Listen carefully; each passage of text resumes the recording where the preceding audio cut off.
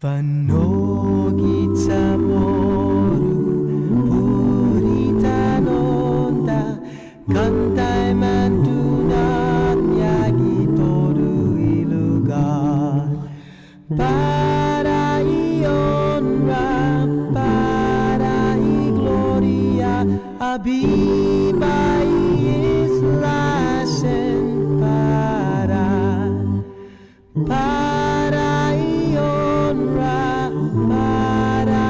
gloria, abiba islasen para gitodui tempui paz para ita dan langit na bendisyon contrai peligro na fansafuham Deus protegis langwong contrai peligro na fansafuham Deus protegis langwong. Good morning, Guam! And containing COVID, of course, it's the KUAM News takeover of Guam's favorite I-94. We're KUAM FM, Hagatni, Guam. Good morning. Hafid, everybody. Thanks for watching on our Facebook live stream, of course. That's KUAM News Facebook page. And also, we're doing the radio thing. So you call a 637-0094. I guess first news right off the bat, we'll go ahead and give you the latest information that came out from the Joint Information Center on the 5 new positive COVID-19 cases. Right. The Department of Public Health tested 37 individuals for COVID-19 on Wednesday with conclusive results. 5 tested positive for COVID and 32 tested negative. A total of 270 tests were performed beginning on March 12th with conclusive results. To date, a total of 37 cases, again, tested positive by public health, and 233 cases tested negative for COVID-19, and there is 1 death. All 36 remaining cases tested by public health are in isolation. Additionally, Joint Region Marianas, working with Gov Guam, coordinated the transport of 4 sailors who tested positive for COVID-19 off of the USS Theodore Roosevelt to Guam. The patients are being treated at U.S. Naval Hospital and remain isolated at U.S. Naval Base Guam in accordance with CDC protocols. Again, that's 37 positive cases confirmed by public health, and then there's 4 positive cases from the USS Theodore Roosevelt. The government of Guam is aggressively implementing its COVID-19 response to identify and contain the transmission of COVID-19 locally. With any change in status, anticipate timely notification. All right. So I guess it just comes down to what is timely. It's open to debate. 6:10, we got a big, huge show. We're going to be hearing from the FSM. Who did you get from the Federated States of Micronesia? Johnny. He is a foreign affairs officer. We're trying to get Teresa Philippin, the consulate general, but I guess Johnny is handling all the media. Our man Johnny. Okay, let me just check something because Nestor just sent something in. So, and we did have some new news coming out. There's I saw this on a Facebook, a press conference in Los Angeles, where the mayor is threatening to cut power to businesses that are refusing to shut down during this national and local public health emergency. Interesting. Where was this? Los Angeles. Wow. Yeah, there was a press conference that's live. And then you had something that came out about, what was this, a product that U.S. EPA and Customs seized? Right, we just got it. It's actually not seized, but we just got this minutes ago. I just got it in my email from U.S. EPA. They announced that it just prevented several shipments of an illegal health product from entering U.S. Pacific ports under federal pesticide laws. The item is called Virus Shutout.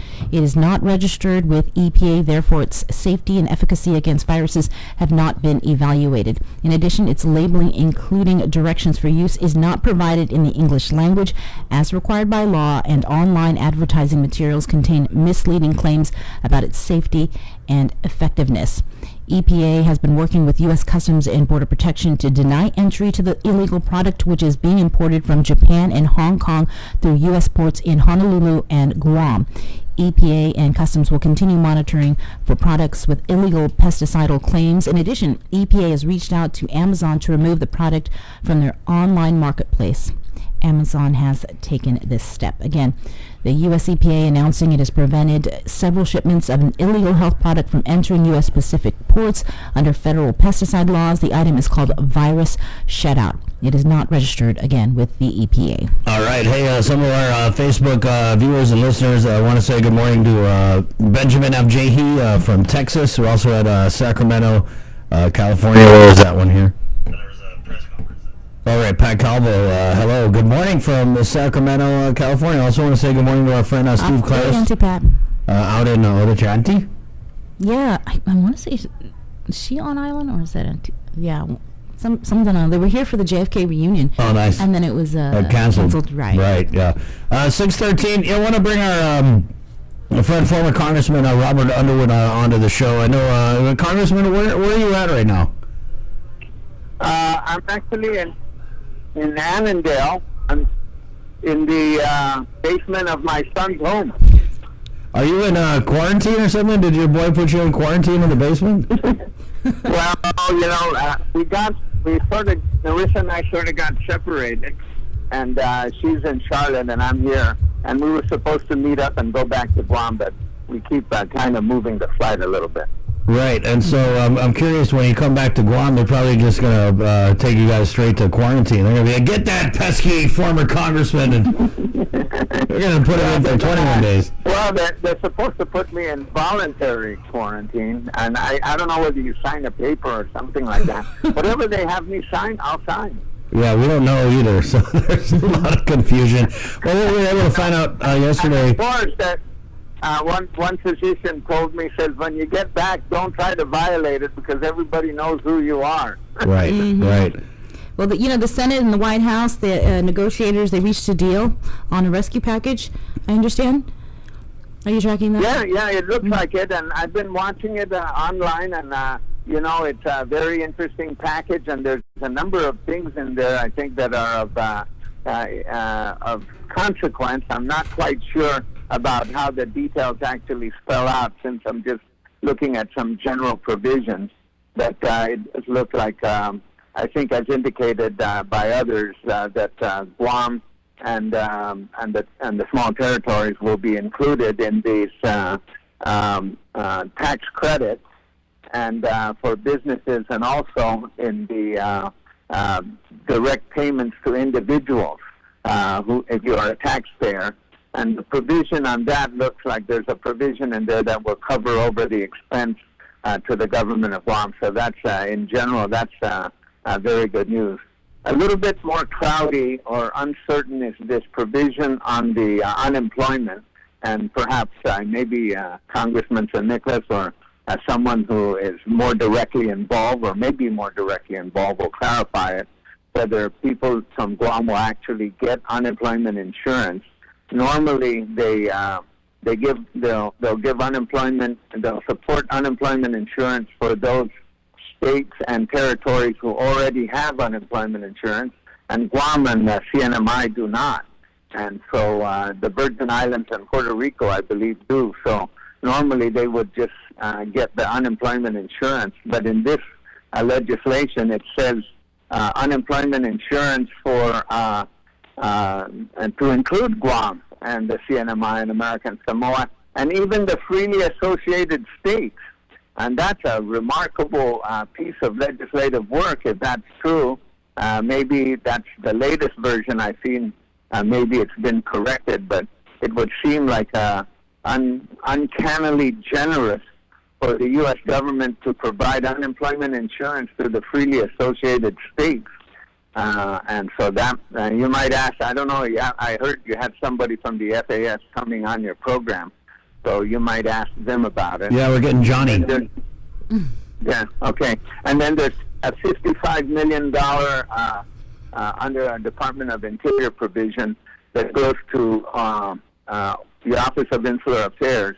It's not specified how it will be spent, but it's meant to give general support again to the small territories, which means it doesn't include Puerto Rico and the freely associated states. So I don't know what the freely associated states would be getting out of that or how that will be divided. So there'll be a lot of work, and there's going to be a lot of, I'm sure, back and forth between the governor and federal agencies, and so we'll see how it all works out. But this is, of course, a much welcome package and much needed, but it does seem to indicate that some of the things in there look fairly positive for Guam, but as always, not quite sure until the actual details come out and the bills actually pass. Right, and yeah, I think that a lot of us, I mean, myself included, when I heard that they had reached a deal, they did a big press conference about it, and in my mind, I don't know, I kind of just jumped to that it's already been signed and passed, and so we're passing around the bill on WhatsApp last night, and I kind of caught myself and said, this hasn't even passed yet, but Yeah. I think when they announced that, we have a deal, right, that people kind of just jump to the next finish line.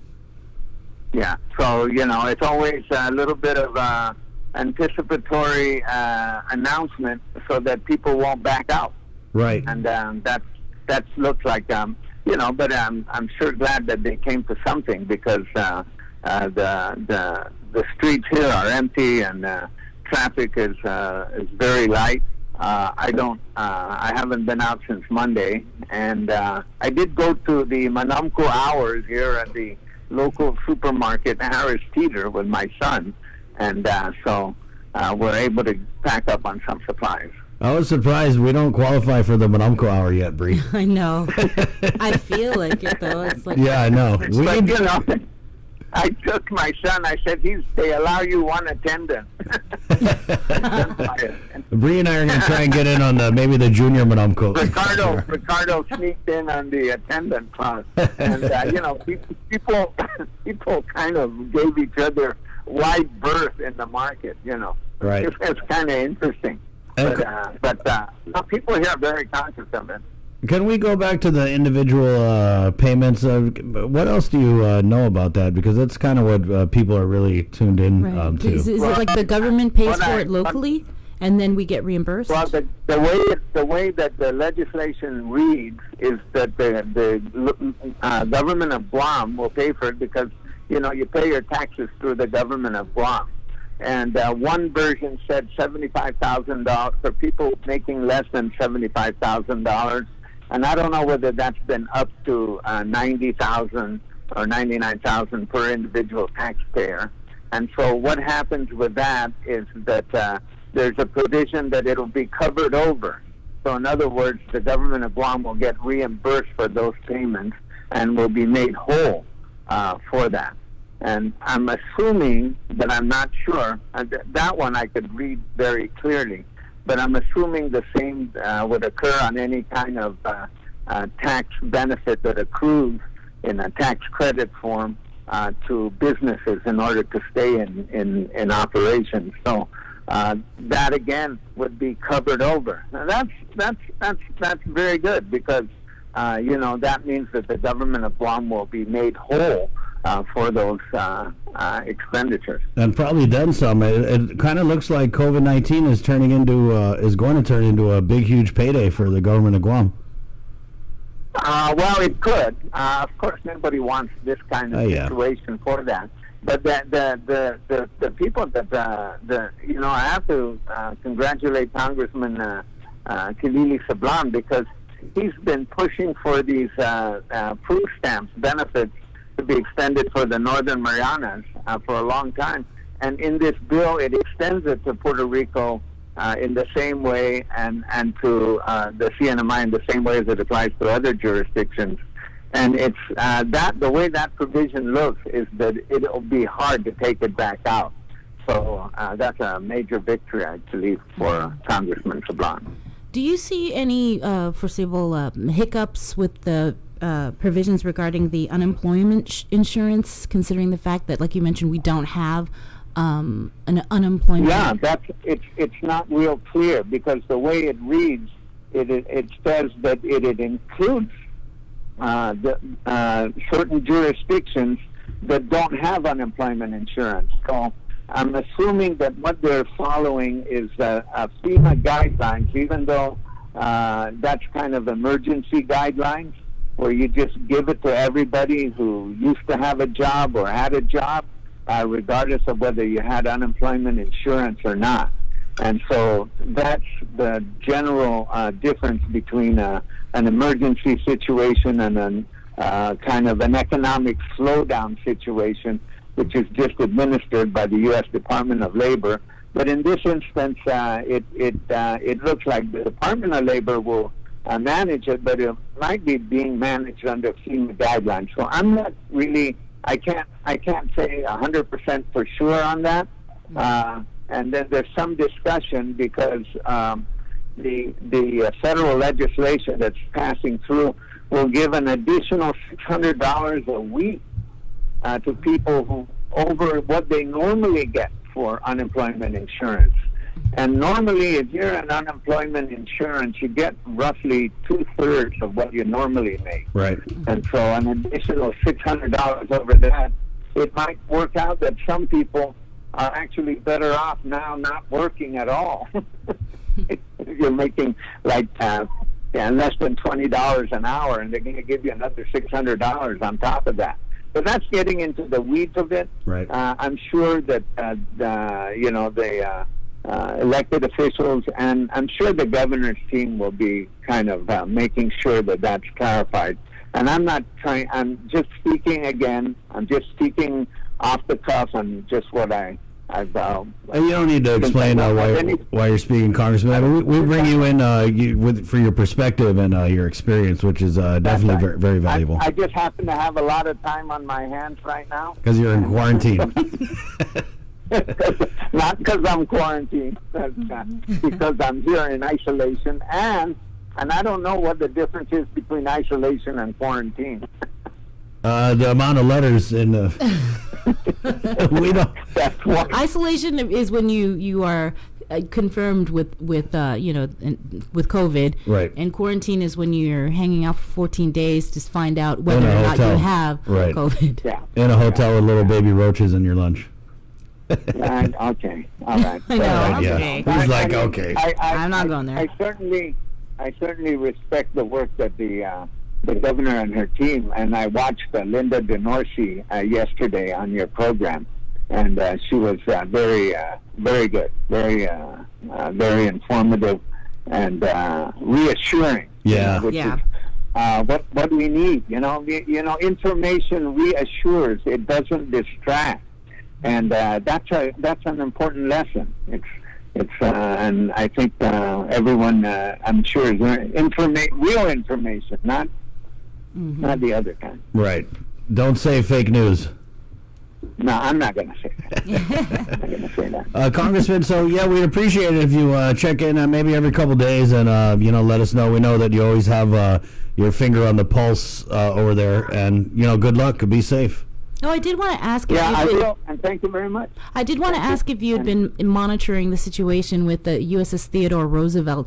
I know there's some people with concerns that of the possibility that they might even bring this ship here. And I was watching a press conference on the Department of Defense, and they were talking about this, the possibility of this ship and coming or not coming to Guam, because they wouldn't specify where the sailors were going. It wasn't until we heard it from Joint Region Marianas that confirmed that they were actually the 4 sailors were actually here. But in terms of the ship actually coming into Guam, they're saying that there's no decisions that have been made, but we're taking it day by day. So I'm just wondering if you've heard anything more. I've only watched what the local news has had to say about that, and I just I can't say for sure. I don't. I hope it doesn't turn into this kind of cruise liner kind of situation. But it's certainly something to monitor. I think the military would certainly be very deliberative and cautious about this rather than secretive. And I certainly hope that's the case. Well, it doesn't really seem like it, because there's a whole there's a little backstory to this with these 4 COVID-19 patients at U.S. Naval Hospital, and I don't know if the media, we just got our information. Maybe it just came a day ahead because the time difference or something, but we had come out and basically heard that they had 4 COVID-19 positive patients at U.S. Naval Hospital, and then it turns out, well, now they do. Right. Yeah, that's right. And first there was a denial that there was some, and now there was an admission. There you go. I guess they were waiting for an authorization to release that. Maybe, and I'm pretty sure, we think that, how many flagpoles they have to run up stuff at Adelup, imagine on the federal level. Yeah, well, there's a lot more flagpoles then. Right. Thank you, Congressman. Thank you. Take care. Oh, there you go. He's in Annandale, I think, Virginia, right? Is that Virginia? I'm not sure. Probably. Jason, do you know? Jason? Maybe. Former Annandale? Congressman Robert Underwood here containing COVID. Jason Solis also in studio. And Joe? And Joe Sir, of course, our digital team, as we are running, I don't want to say skeleton crew, but... Oh, this is definitely skeleton. Yeah, An so... abbreviated version of our normal... team. Right, yeah. But it's got to be done, and we accept our responsibility, and we love our community, and that's why we're doing what we do. There you go. People Thanks. need information. And again, this started. Thanks. Showing how much we know We're about all this getting stuff. used to it. Right. Microphone's backwards. Go figure. Starting yesterday, you're actually starting to see now. We talked about this. Initially there was a lot of concern, there was a lot of confusion, there was a lot of anger, there was a lot of fear, and now you're seeing local businesses, everyday people starting to do what they know how to do and what they're passionate about and use their own gifts for the community. They're doing a lot of things online. People are congregating in Facebook groups, in multi-user video chats, in DMs and everything, and they're like, okay, we can't be physically in the same space, and even if we are, there's got to be a certain amount of space between us, but we can still hang out. We can watch a movie together. There are, I'm going to geek out now, but there are Google Chrome extensions right now where if you want to watch a Netflix movie together, there's like Movie Time, there's I think there's Netflix Together. Did you guys, okay, speaking of which, did you guys see that new feature that Instagram just rolled out? It's called Instagram Watching Together, and you can basically start a DM conversation video chat with a bunch of your friends, and then all the posts that you guys can mark as interesting, or you like it, or you tag yourself in it, or you share it, you can all discuss that together as a group. It's really, really neat. So if you have friends or family, no matter where you are in the world, what time, you guys can, basically like hang out, just, lie on your bed and, look at puppy pictures. Where's this going, Jay?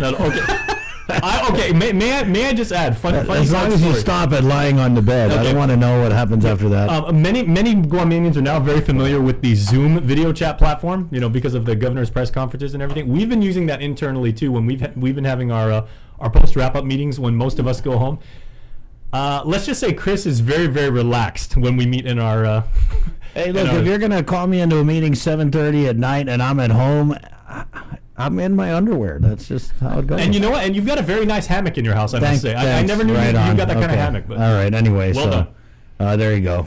That's why we don't let him on that often. You never know where it's going to go. That's your corner. Thank you. Hey, it's 6:30. We're going to take a break, Bree, and do some news.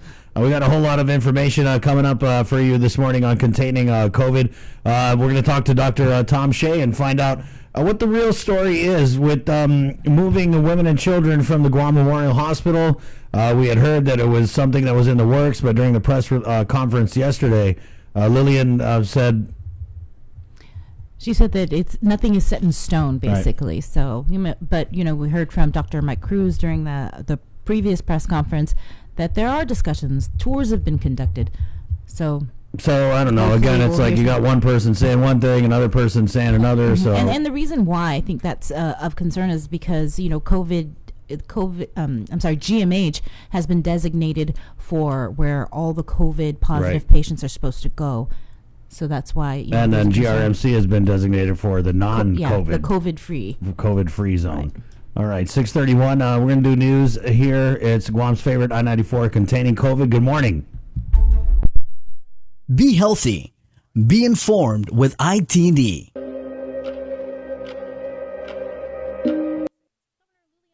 Be healthy. Be informed with ITD.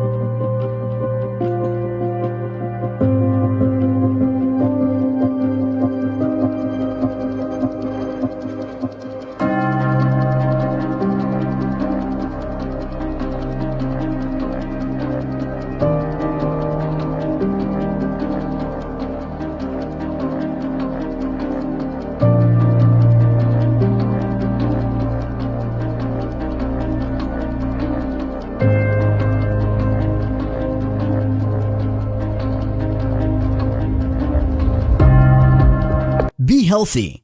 Be informed with IT.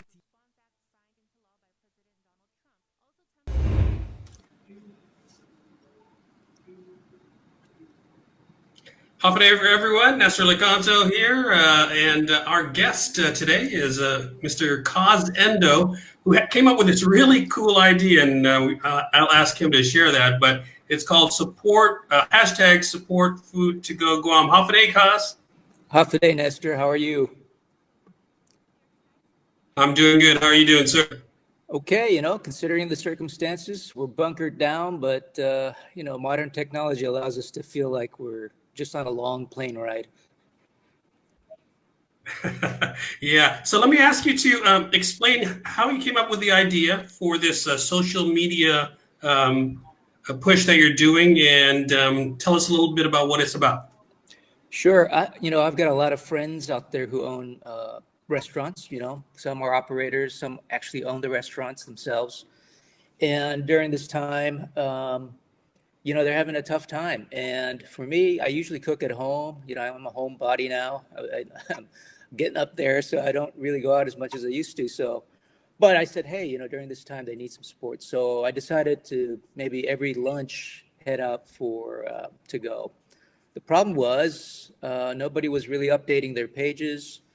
And, they were just too busy. They were shorthanded, and I couldn't find any information. So my daughter works at one of the places, and she said, hey, why don't you come and get some lunch at Moz? And so I did. And I started thinking, what would be nice is to have a Facebook page that everybody can sort of crowdsource and put on information of where they went to eat, and not necessarily provide critical review, but just simply say, hey, they're open and they're servicing, and just really allow the customers to help the restaurants keep going during this period.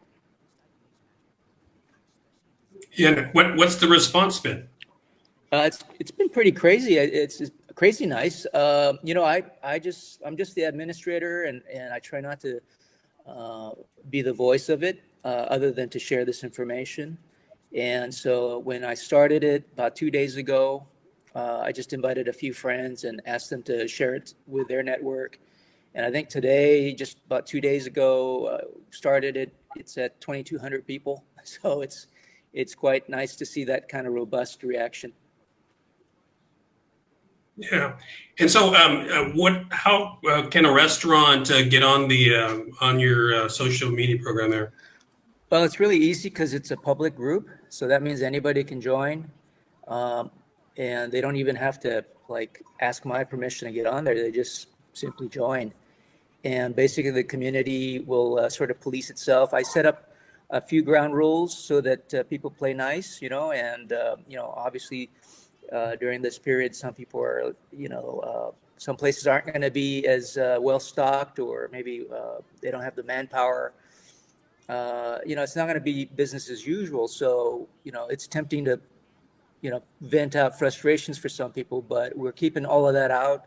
I've asked our members to just simply stay positive. If you have a problem with the restaurant or the eatery, to contact them directly. And I just immediately delete any kind of negative posts, because that wasn't the purpose of the page. The restaurants are having a hard time as it is, providing day-to-day service and keeping people employed. And the last thing they need is to have to defend themselves on social media. So, if they have a problem, they can directly contact the business owners. Otherwise, it's just really a forum to share where you can get food, how much, what's the menu available, so forth and so on. Yeah. Yeah, and as you know, food and being able to share a meal out there is very much a part of the fabric of our community. And having been a food establishment owner yourself, you know how tough that business can be and how thin those margins are. Yeah, and it's some people have criticized it, maybe misinformed. They say it's dangerous. The world is dangerous, right? It's always been dangerous, and we're just being a little bit more careful now. But CDC has said you can't consume the virus. In other words, you can't get it by eating it. The stomach will kill it naturally. So people just need to be more careful. if they're going to go for a Payless run, then they can go for a sandwich run. It's the idea is to get in, get out, and a lot of these guys are doing curbside and they're taking credit card information off the phone. So very little touch points, I would say. And until the government says no more takeout either, why not support the businesses who are trying to survive? Yeah, and from what I'm hearing on the national media, it's a tough time across the country. Restaurants are trying to hang on as much as they can, but unfortunately, a lot of those businesses may have to close. And so, whatever help that we can provide, then we should do that. And I congratulate you on. Commend you for putting this together, and hopefully it will be helpful for those restaurants out there. All right, thank you very much, Cos. Appreciate your time. All right, thanks for reaching out, Nestor, and I appreciate you giving this public awareness notice to your large audience out there. We'll see you guys around. Take care of yourselves. All right. Yeah, you too. Take care. Okay, there you have it. That's Cos Endo, and he is the I guess the founder or the originator of this social media program called #SupportFoodToGo Guam, and you can check it out on the Facebook page that he created. Nestor LeConte reporting. Thanks for watching KUAM News. Be healthy. Be informed with ITD.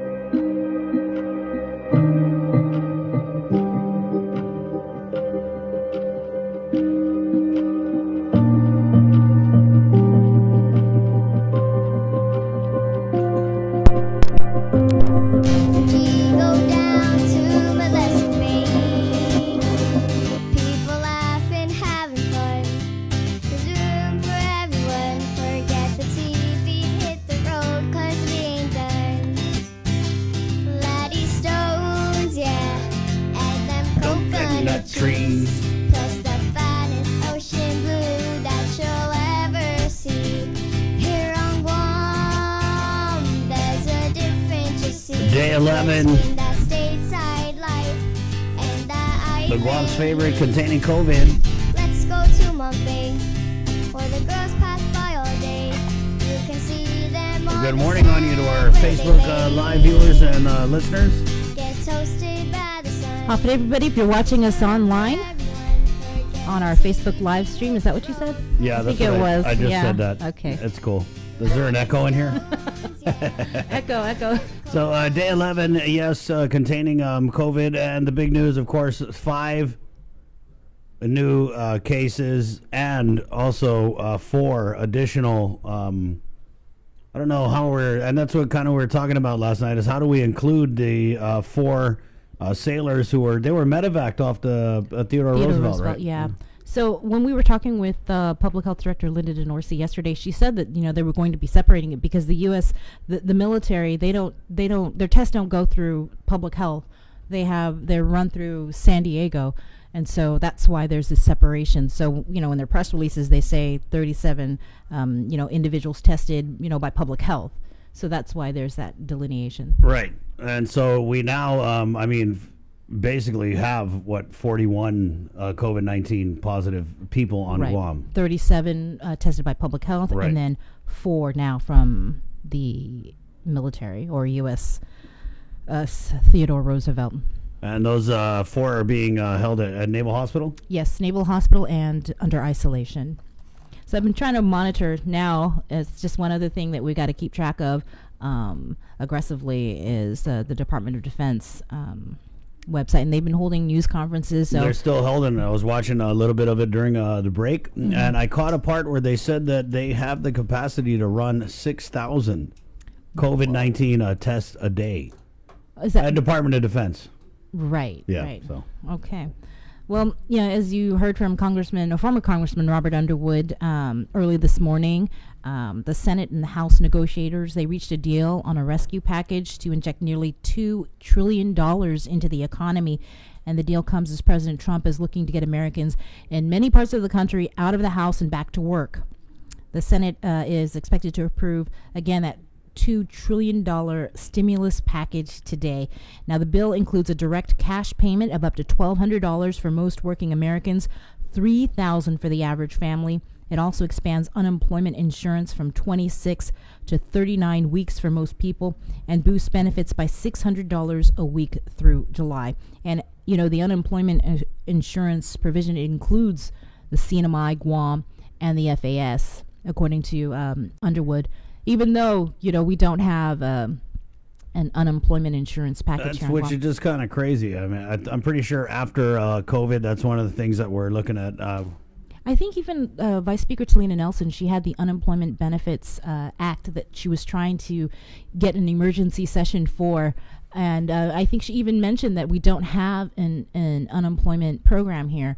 So I'm not sure, you know, the legislature, they're, you know, out until further notice. So I wanted to read this comment here from Marilyn Alcon off our Facebook Live. We need to prepare ourselves for infected sailors to come to Guam. There are many carrier ships in our area, and when they get infected, the nearest American soil is Guam. They'll be brought here by way of Naval Hospital. It'll become a hot spot. Diamond Princess docked in Japan with hundreds tested positive. Grand Princess couldn't dock until, and we kind of talked about this, like, is this Theodore Roosevelt going to be like one of these cruise ships where they're just like going around, can't dock anywhere? I doubt it. I mean, yeah, I don't know. I don't want to say anything. I'm just going to continue to watch some of those press conferences. Right. And that's kind of, you know, one of the things I thought was interesting in a bad way was that we heard about this. We started hearing about these 4 infected sailors coming to Guam through the national media. Yeah, well, you know, there was that question that was posed during the press conference from one of the reporters who had confirmed with the Naval Hospital spokesperson about the 4 sailors or 4 military people at Naval Hospital. And, you know, the governor, she didn't know. She didn't hear anything. And by law, it's required to be reported to public health. So I think what happened there is maybe the people got the information early. I mean, and that's why the Naval Hospital spokesperson had confirmed it. I don't know. Yeah, we don't know, and I'm not sure we're going to be. It just looks bad, you know. I mean, you know what's also confusing is that when you read some of the stories on online, they're actually only saying 3. Did you notice that? Yeah, you were telling me about that. Yeah, they were only saying 3, and then Joint Region Marianas came out with their press release saying 4. So, I don't know. Yeah, it is confusing, and definitely a bad week for the military on Guam as they were taking so much flack over the commissary stuff. Oh. Right? And then you have this. Their hours. You have this changing their hours and now changing their story. Well, I did want to get to a soundbite from the governor. She had released during the press conference. She was mentioning how she was on a conference call with the White House, and she specifically requested three different things during that that conference call. Okay, can you stretch a little bit so I can pull up that clip? Okay, yeah, she did make 3 specific requests. One was related to the Federal Emergency Management Agency regarding reimbursements. She also talked about requesting for Title 32, I believe, authority, which is dealing with the National Guard, and that is something that the president already approved, I believe, for California and New York. And there was one more that I cannot recall off the top of my head. Yeah, I'm going to have to wait for that soundbite. But I'll go ahead and break down some of the profiles for the earlier confirmed cases, on the positive confirmed cases. And this is just for 32. So this was released on Tuesday. 32 positive cases. The status, 21 were in stable condition, 10 were hospitalized, and of course 1 was deceased. The gender breakdown, 13 male, 19 female. Their residential location, 8 are from the north, 14 from central Guam, and 8 from southern Guam. 2 are still under investigation for place of residence. Their travel history, 1 is from Japan, 6 from Philippines, 1 is from the U.S. mainland, and the rest of the 32 cases, there is no travel history. The age groups, 1 is in their 90s, 2 are in their 70s, 13 are in their 60s, 4 are in their 50s, 5 are in their 40s, 3 are in their 30s, and 3 are in their 20s. Okay, and so we're going to play this clip from Governor Lulian Guerrero, and this is, I believe, this is from an address she made yesterday morning. Right. And I'm basically summarizing a little bit of her teleconference with the White House. Okay, here we go. It's Governor Lulian Guerrero on containing COVID, KUAM News, I-94. I had a conference call and asked them to please speed up 1,000 tests for us, because this is how we can better control our community by knowledge and data and information. I've also asked them to give me Title 32 authority. What that means is then I can deploy National Guard people to help with security, to help with all the other services that we need to enhance our police security, and over in our quarantine places, our hospitals and so forth. I also asked them to increase our FEMA participation from 75-25 to 100%. Lulian Guerrero, she was talking about summarizing what she had requested during a conference call with the White House. And so, as she mentioned, she's requesting for the immediate release of 1,000 test kits, Title 32 authority for the National Guard, and also 100% FEMA reimbursement. Right, and so there was something going around yesterday about the National Guard. I know you saw this. It was a kind of a little image, I guess, that was going around about the National Guard being activated nationally, and the governor's office and the Joint Information Center had come out and said that that was fake news. They actually used the term fake news on their Facebook page, which is very, very Trumpian, I thought.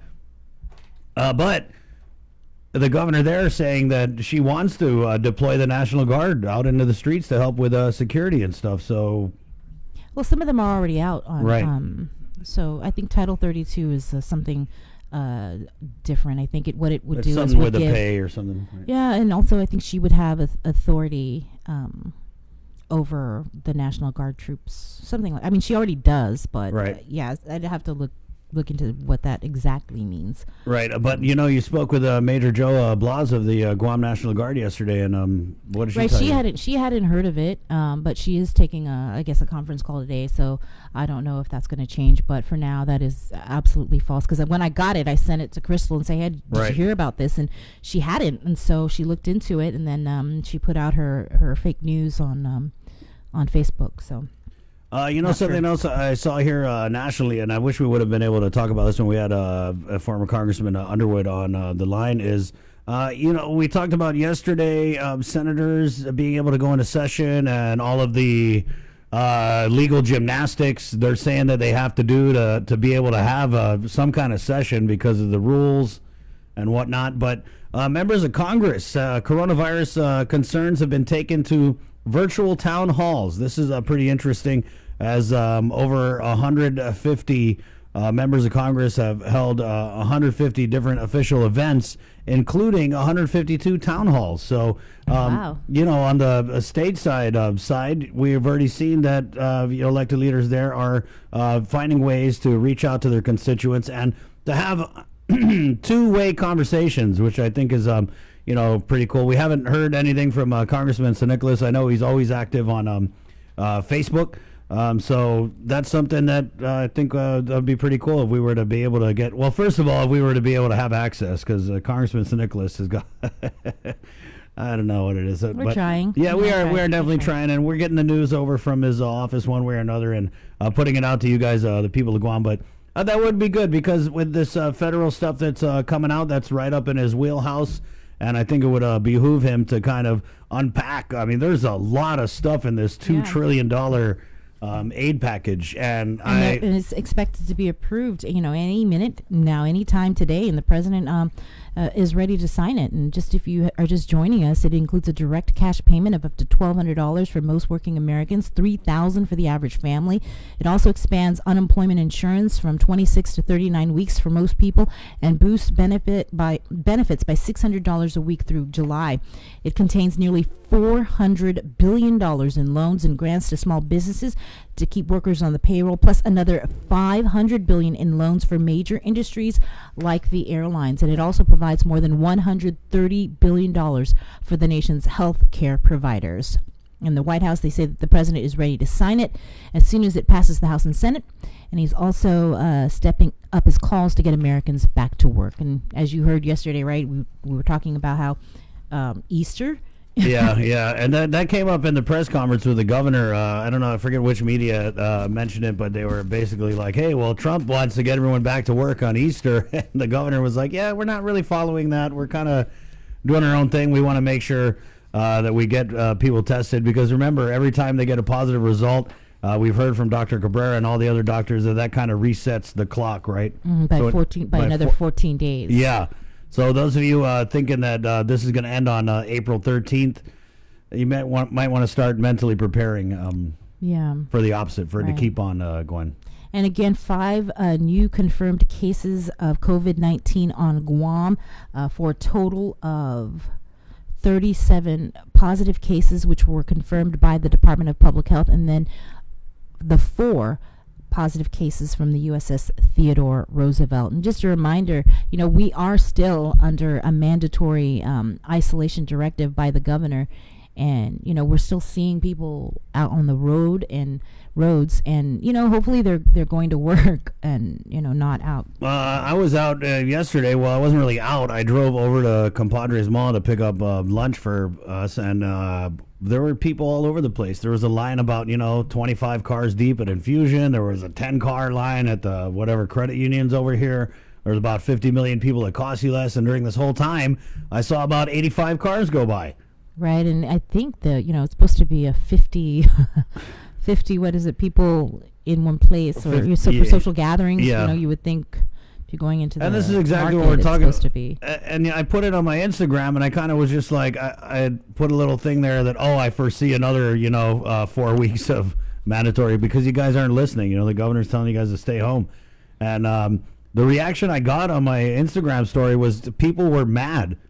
They were mad that I was showing, not they weren't mad at me, but they were like, what's up with all these people out and about doing all these things when we should be at home? And I was getting so many mad emojis. And then people were texting me like, that just makes me mad. And I was like, yeah, it makes me mad too. Yeah, it really is infuriating. And maybe they are going to work. I'm not sure, because there's still people that have to work, the people that work at the grocery stores, the people that work at the gas stations, federal employees, people like us. But for the most part, you should be staying home. Yeah, you should. The idea here is, the governor, she wants it to get down to 0, but right now we went from 3 to 5. From 2 to 3 to 5. Yeah. So that's the trajectory. I hate to say it, and the governor didn't want it to be, but Dr. Cabrera's right so far. Yeah, and we want him to be wrong. We definitely do. Please stay home. At 6:56, we're going to get Johnny from the FSM. He's with the FSM consulate, or? Yeah, he's a foreign affairs service officer, and this might be him calling. I think he's calling on the wrong number. Johnny, if you're listening, so we'll call 637-0094. We're going to take a break, and we're going to get Johnny on the line here at 6:57. We're KUAM FM, Agatni, Guam. Good morning. Wendy's is open. Be healthy. Be informed with ITD.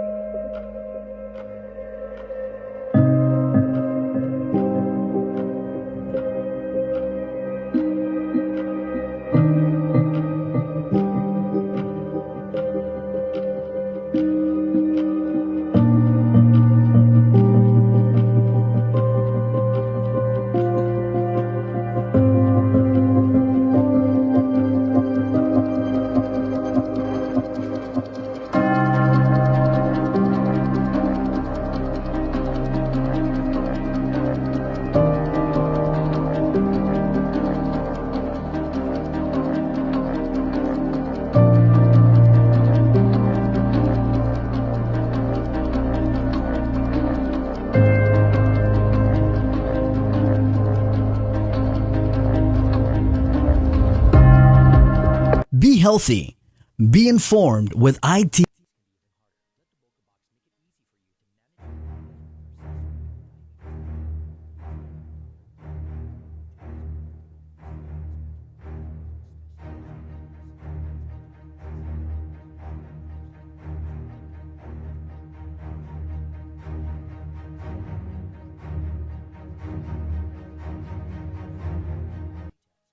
Civil Defense Administrator Charles Esteves acknowledged they're running low on PPEs, but he says a shipment should arrive in 1 to 3 weeks. At this time, the priority for personal protective equipment is for medical health providers, first responders, then all others on a case-by-case basis. Additionally, we do ask that people do not hoard PPE. I can tell you that based on what we received in terms of how the virus works and how it's contracted and spread, is that if you practice social distancing and you're not in sustained contact with anyone who is COVID-19 positive, then your risk for contracting the virus is significantly low. The governor assures that despite the low supply, the medical providers and first responders are getting the PPEs that they need. Meanwhile, Esteves says they're also asking private businesses that use PPEs, such as dental clinics, optometrists, and veterinarians, if they have any to spare. He says they're also checking on international vendors, including from South Korea and China. For Guam's News Network, I'm Nestor Lecanto.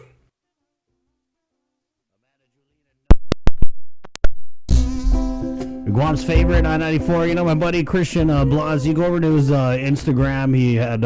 He's doing this Three Little Birds challenge where he did Bob Marley's Three Little Birds to kind of share some smiles, and he's challenging some other artists to do it too. So that's pretty cool. There's so many of these live performance / music challenges. There's a really cool one that's going around now on Instagram. It's a Guam local band cover challenge.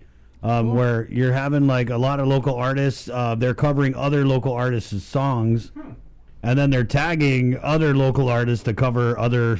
You get what I'm saying here? I get it. So when are we going to see yours? Yeah, I went and I put something on my Instagram. I was like, hey, because I was thinking, man. Oh, yeah, that's right. It'd be kind of cool to do a little, social media live performance. And I got 2 no votes, which is funny because one of them was from Sabrina. This morning I woke up and I was like, I'm checking my votes on this because it was a little poll. And I was like, no, Sabrina. Okay. So I'm trying not to take it personal this morning. It's 7 o'clock. Let's go over to the phones here, 637-0094. We've got Johnny. Hi, Johnny. He's Johnny Slabana's Foreign Service Officer.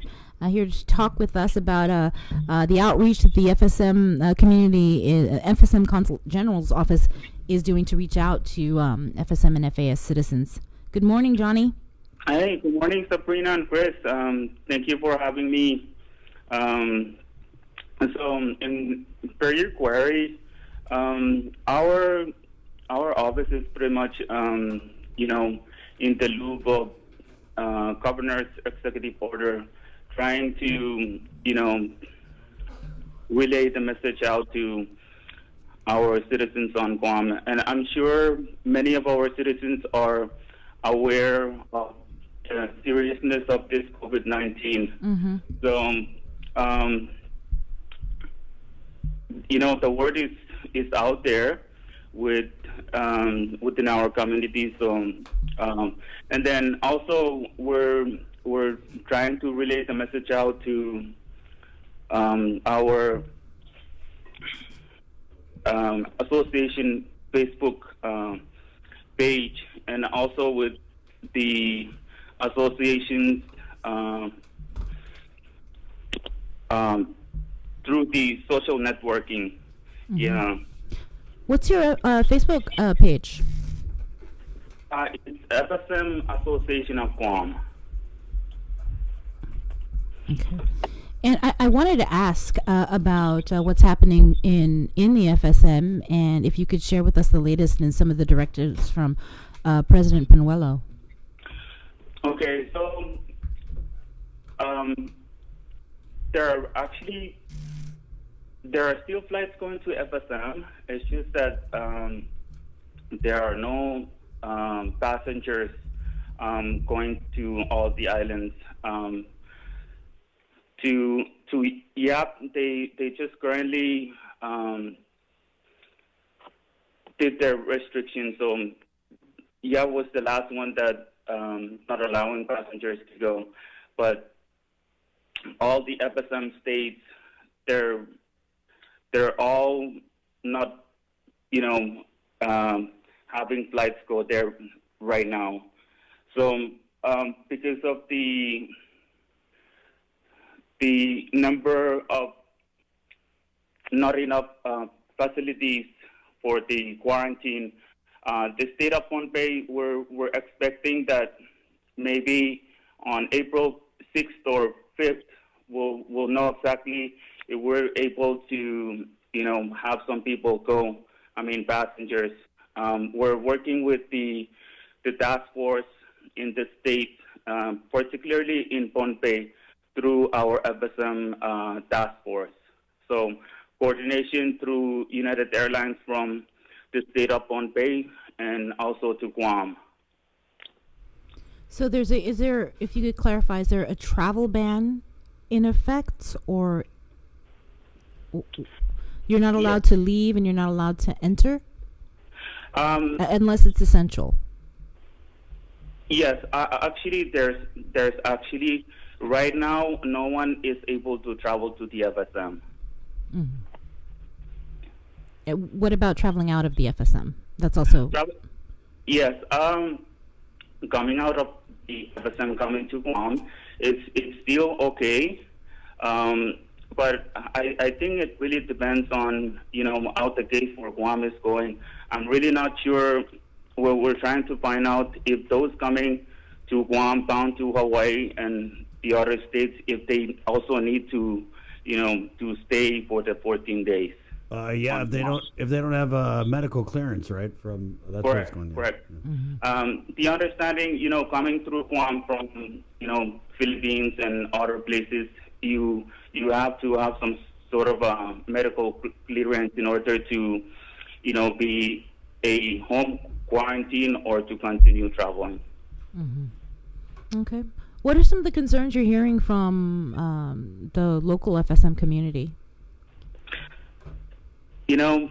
Right now, I think the most concerning thing is many of our citizens are being laid off work. Many of them are not making the hours that, the regular hours. So we're trying to, find out on how we can assist, mitigate these real challenges, those that are working in the private businesses.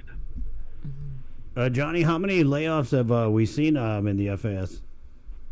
On Guam during this time? Yeah.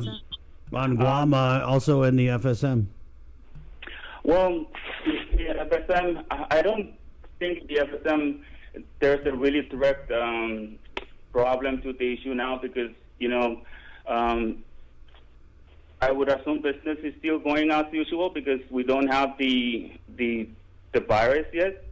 But I think on Guam, I'm really not too sure, Chris. We don't have that information right now as to how many people are being laid off. But Johnny, you're definitely hearing it because I think we have a lot of people connected with the FAS, the FSM that work on in the service industries, at the hotels, food and beverage. You go to lunch on Guam on a normal day.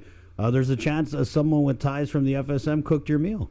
Yeah, that's very true, Chris. And I think that's the truth to the matter that, many of our citizens are working in that industry. And, if you go down to Tumon, I think everyone is aware that, it's pretty much like a ghost town down there.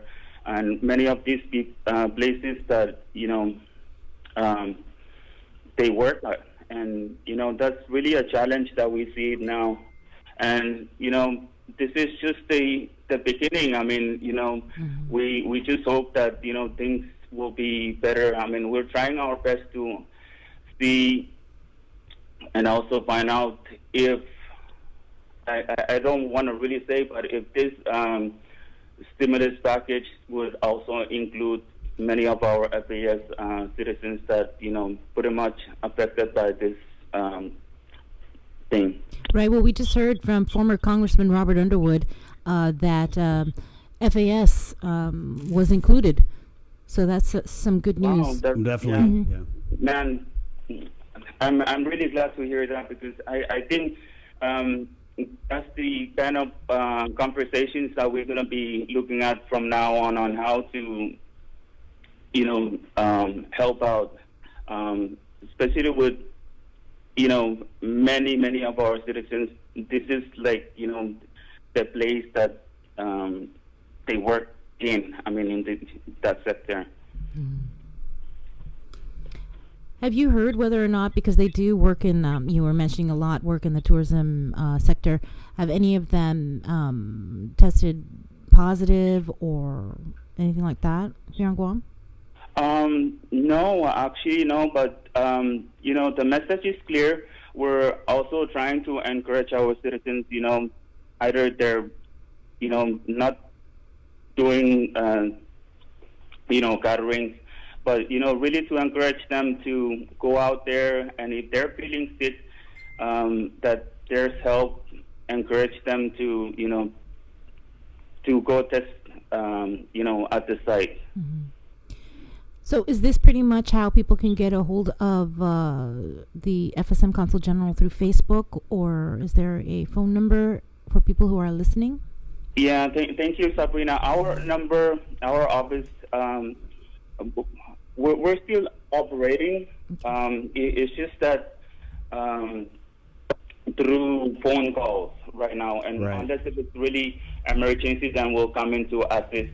But anybody, especially our citizens, they can call into our office. It's 646-9154, and it will actually, the calls will eventually transmit out to our cell phones, and then we'll try to assist. Wow, Johnny, what kind of calls are you getting there through the consulate? Right now, the regular calls are traveling to the FSM. Those that are still here for that 14 days, and also trying to, not trying to, but with not able to travel out to the FSM, and that they're still stuck here. We have some patients that were on medical referrals to PI and then back, and also still on Guam. So these are the regular calls that we're getting, just to get an update on when they can go back home. Wow, are you hearing at all that people are? I'm pretty sure they are having some financial difficulties having to stay on Guam longer than they thought they were going to have to stay.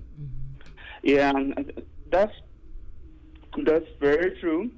But most of the medical referrals on Guam from the FSM, they get some assistance from the government as to where they're staying. It's just those that are traveling bound back to the FSM from the other states. If they're not on that or the medical listing, then pretty much they're on their own. So that's one of the challenges that we see here, and most often the regular calls that we receive from our citizens. But they're right now, many of them are staying with relatives on Guam. Right. Johnny, what can you tell us about Manetlu? And where we know that there were some meals going out from Kadu Guam. Has that been something that has benefited members of the FSM community? Chris, yes, I know that is going on, but I am not really sure. I haven't been able to reach out to our big sisters and big brothers on that initiative, but I'm pretty sure. I think if that's part of the meal that is being given out, or for the school supplemental food program that they're doing now, then I'm pretty much sure that our citizens are being able to get into those things. Johnny, we thank you so much for your time, and you make sure you call if there's anything you need us to get out to the people, or the listeners, the viewers. Chris, thank you so much for having me. If there's anything, we will let you know. So you can let our people know. Thanks so much for having me. Thanks, you, Johnny. Okay, and you be safe. You too. Okay. Okay, bye-bye. Goodbye. You okay over there, Sabrina? Oh gosh, I had my marker. We had a all marker, over my hands. a marker malfunction. But that was Johnny Silbanus. He's a foreign services officer. Yes, Jason. There's my hands. Okay, I kind of wiped most of it off, but anyway, that was Johnny Silbanus. He is a foreign services officer with the FSM Consul General's office. And for anyone in the FSM FAS community, if you have any questions or any concerns, you're urged to visit their Facebook page. That's the FSM Association Guam. Also, you can give them a call. Their office number is 646-9154. That's 646-9154. And the phone is set to their cell phones. So you're definitely going to get someone picking up and answering your call. Right. 7:14. Let's go ahead and bring Dr. Tom Shea onto the show here. Good morning, Doc. Hey, good morning. Sorry I couldn't pick up your call right away. No problem. We're just glad. We know you're busy. Yeah, we're glad to have you here. I know Sabrina had wanted to ask you about this move that was kind of still being talked about, I guess, is what we're hearing. And during the press conference when Chris had actually asked the question on whether or not it was being held up on contract negotiations, and Dr. Mike Cruz said no, Lillian Posada said no, there's just so many details that have to be worked out because you're talking about moving so many different wards up to GRMC, the COVID-free hospital.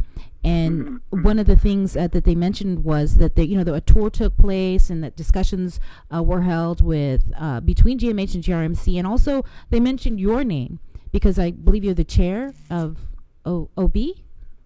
Yeah, I'm the chairman of the OB department. And yesterday we actually had about 6 OBGYNs, private OBGYNs. We've never been to GRMC, so we've gone there and take a look at it and look at their facility for the labor and delivery, the surgical suite, and even the NICU, the neonatal intensive care, and also the pediatric side. I can only recommend, and it's not my decision. I don't have the power to do much of anything. I don't have the power to shut down the island. I recommended it. I think I was the first one to say shut down and lockdown. So it's not that. It's not that I can just have a magic wand and let's do this, let's do it. But there's people that's in power to have those, the authority to do that. But we did go and take a tour of the GRMC, labor and delivery, and everything else. But before I didn't go to GRMC, it's because I couldn't go to 2 hospitals, GMH and GRMC. You have to choose one or the other as a solo practitioner. But, after taking a tour, and Mike has invited me to tour before, and I just didn't really consider it. But I did go down there with 6 of our OBs, and we took a look at it. And I think it's good. I think the system set up there with the maternity ward and the NICU. Just to tell you, the neonatal ICU at GRMC, it's about, I would say, 10 times bigger than GMH and ICU. 10 times bigger than the NICU. So I think the facility is better. And I think we should take advantage of it. As GRMC has offered it to GMH, I think we should take the opportunity. And yes, plan it out. Plan it out.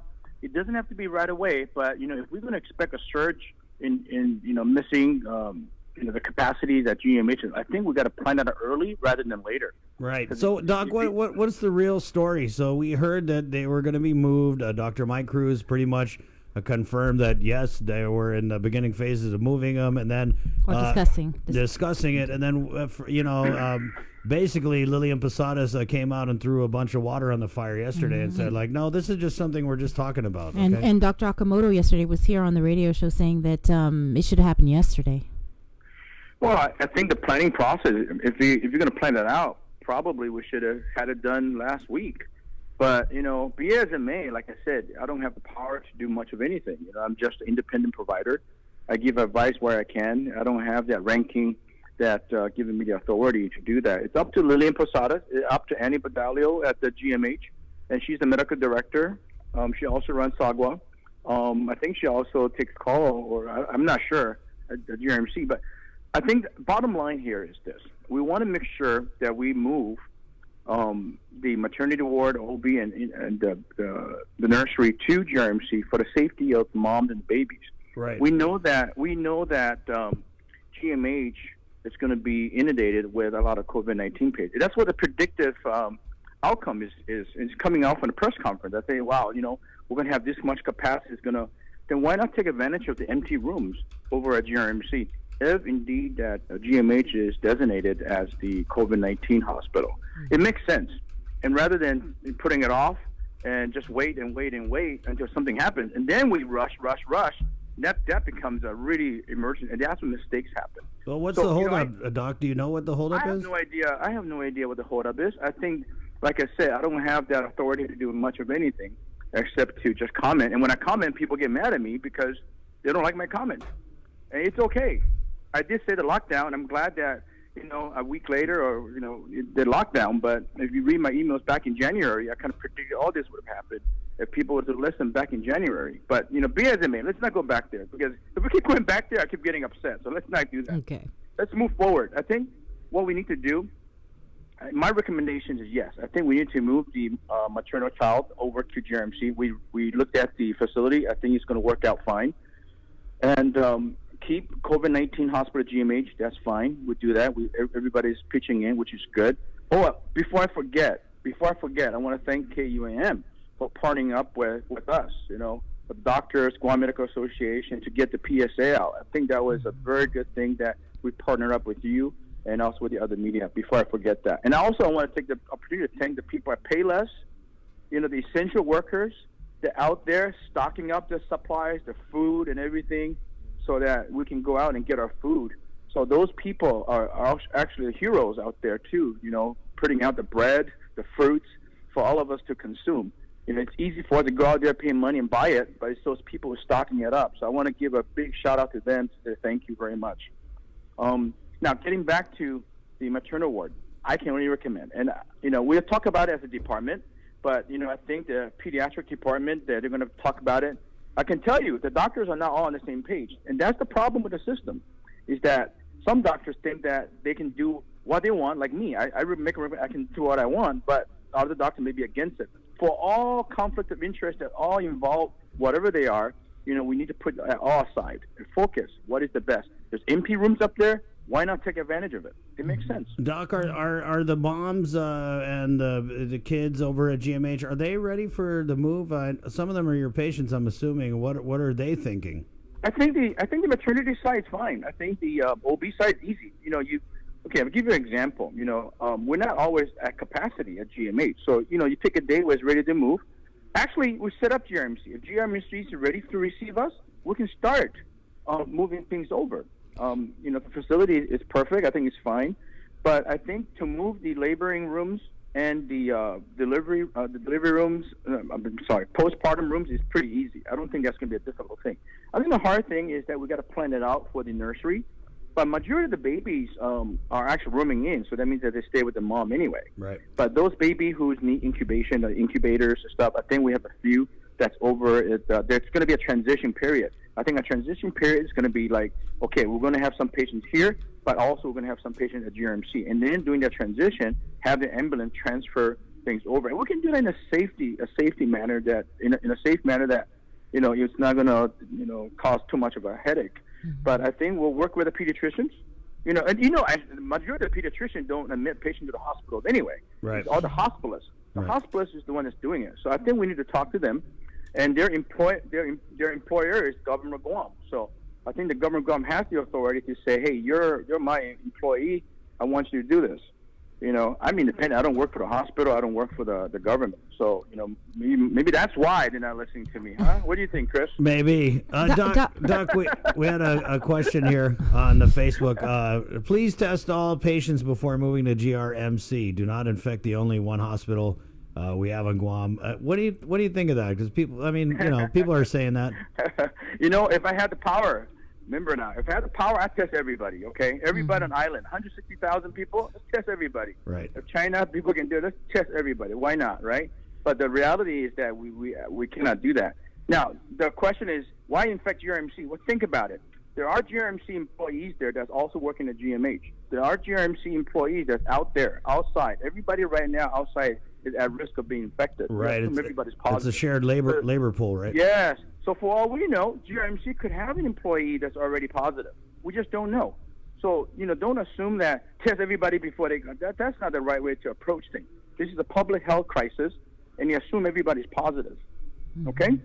Do you have an idea how many people we're talking about, how many pregnant women and babies that would be moved?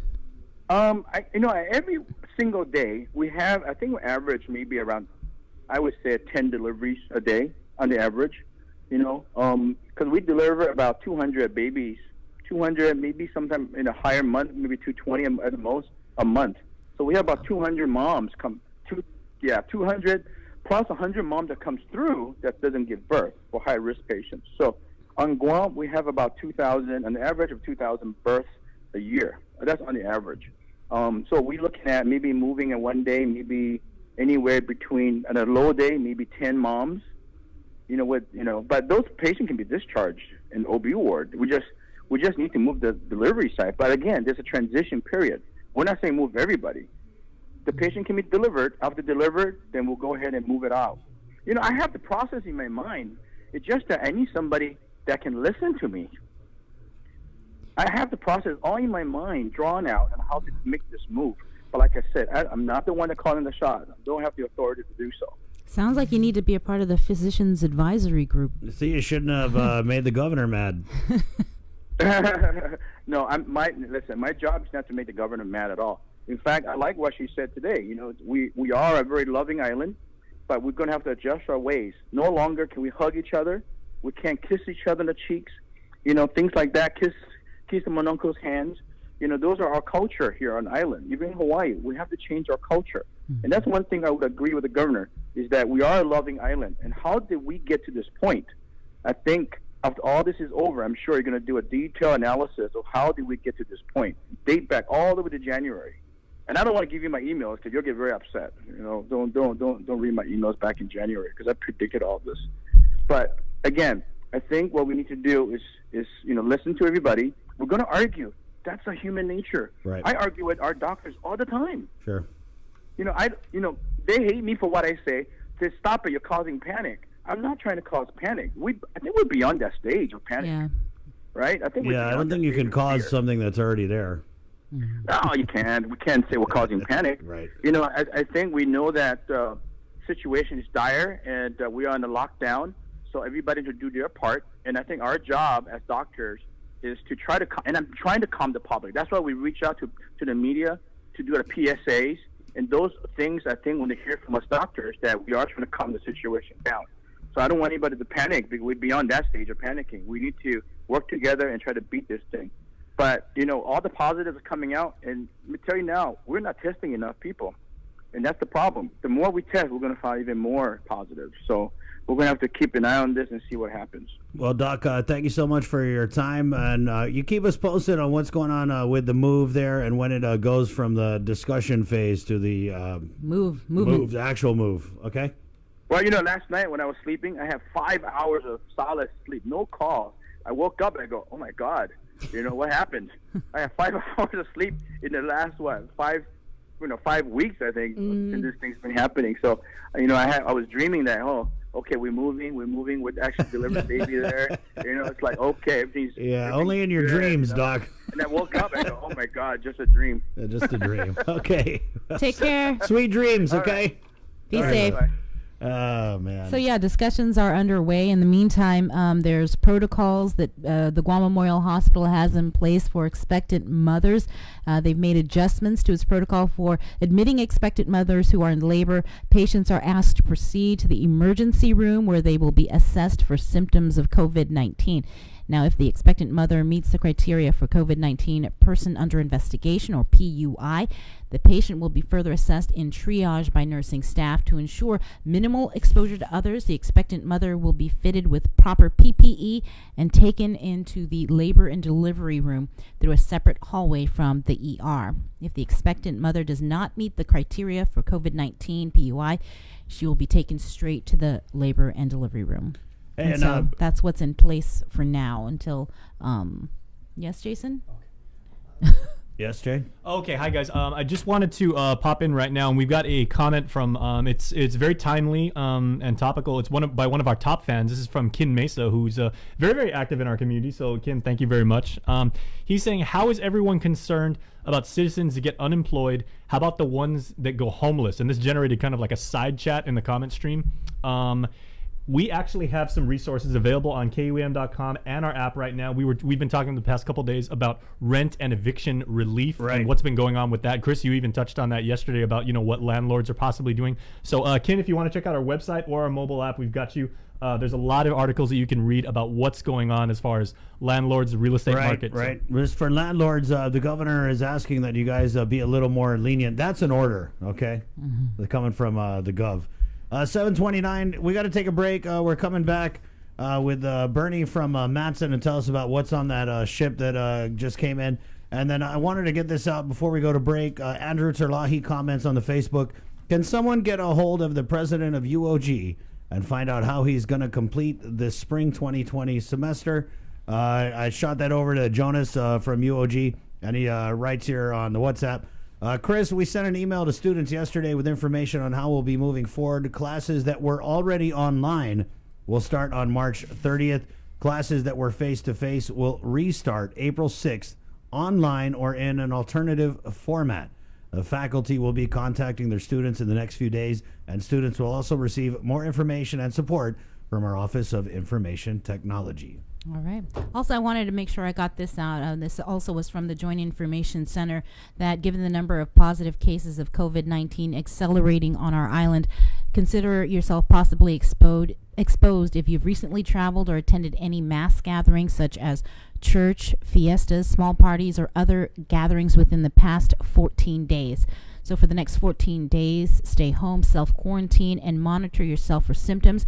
If you feel any of the signs and symptoms of COVID-19, contact your doctor or healthcare clinic. Some of the symptoms include, but are limited to, fever, sore throat, cough, runny nose, and shortness of breath. Other symptoms can include abdominal pain, chest pain, headache, chills, and congestion. And that's just naming a few. And also due to a lack of testing supplies until commercial testing becomes available, public health, their laboratory will not be testing mildly sick people with symptoms. Patients having mild illness are advised to stay home and to not go to the emergency room in hospitals. Wow. People who are sick with mild symptoms, again, should stay home and self-quarantine for 14 days from the first day their symptoms began, and longer if symptoms persist more than 14 days. Until further advised, do not go to clinics for testing unless you have serious symptoms. Again, the situation rapidly evolving by the second, and we're trying to give you guys the latest information. That's kind of big, Bree. Yeah, and I just got that on the release here because it was buried way at the bottom of it. Yeah. Also, it's funny they bury stuff like that at the way bottom, and then they put go like the governor's Facebook page at the way top. Right. and just who is calling the shots over there? God, just also, I wanted to make sure I pass along the medical triage hotline number. That is 480-7859, 480-6760, 480-7883, and 687-6170. And that is the dedicated ADA number. Wow, we're going to read that out again later. That's a kind of a big one there. The lead buried in that Joint Information Center release that came out last night. We'll take a break. We'll do some news at 7:32. Containing COVID on KUAM-FM, Agotni, Guam. Good morning. Be healthy. Be informed with ITD.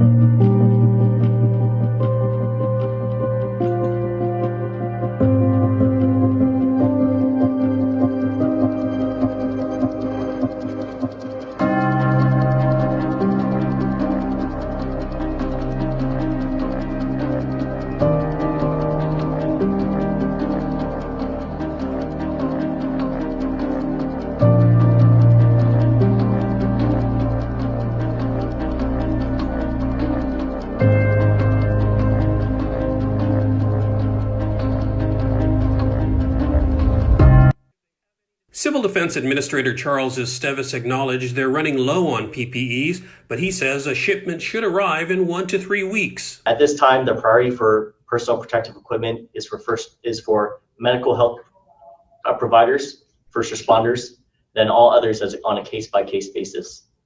Additionally, we do ask that people do not hoard PPE.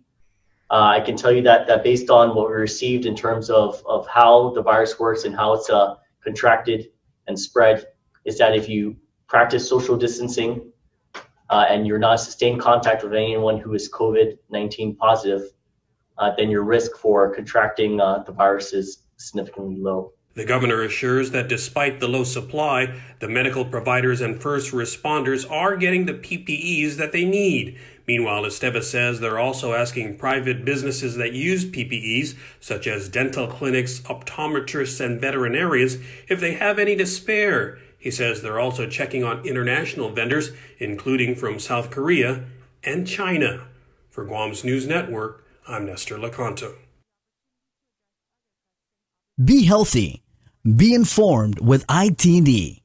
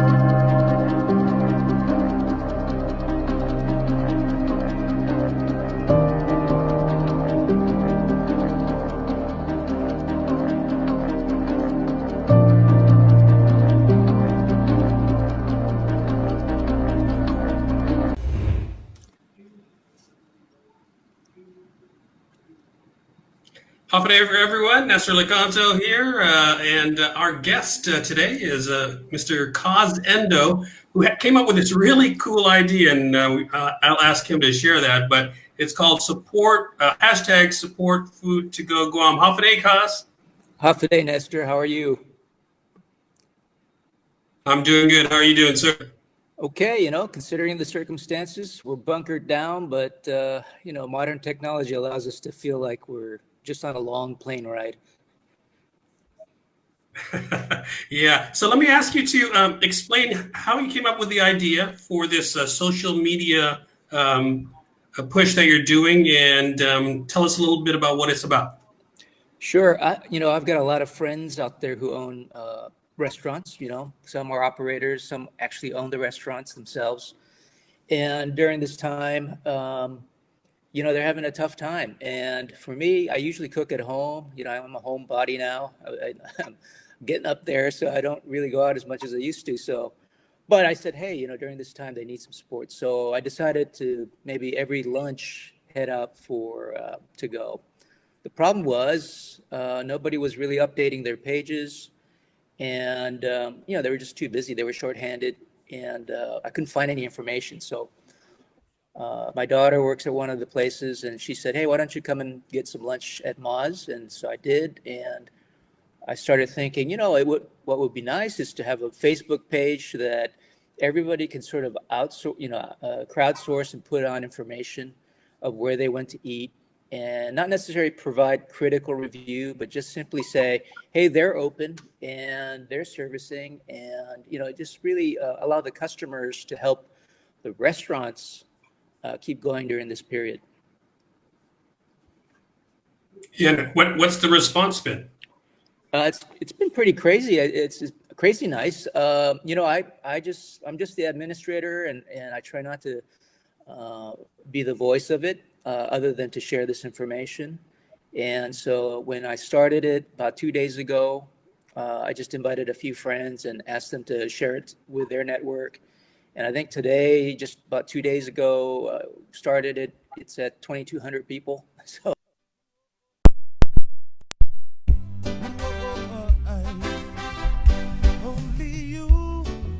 little bit of soul vibes containing COVID 739. We're going to bring Bernie up on the show. Bernie, of course, from Matson. Good morning, Bernie. Good morning. I was just enjoying the music. Me too. Me too. Got a vibe into it. So let me get this straight. The ship is in. No, the ship left. The ship came in yesterday. So. Was in. That's how, was in. And Bernie, can you tell us a little bit about what was on that ship? Well, we have weekly service into Guam. Ship usually comes in on Tuesdays, but we were just a little delayed. Yesterday we had some required Coast Guard inspections while at sea. So we ended up arriving on Wednesday, but there's all the typical items that all your retailers and wholesalers and construction companies would typically bring into Guam, right, to fill up all those wholesale and retail warehouses. Mm-hmm. So that's a good thing that you mentioned that this is going to be a consistent thing. It's the weekly shipments you can guarantee, or you can count on them to be arriving to Guam.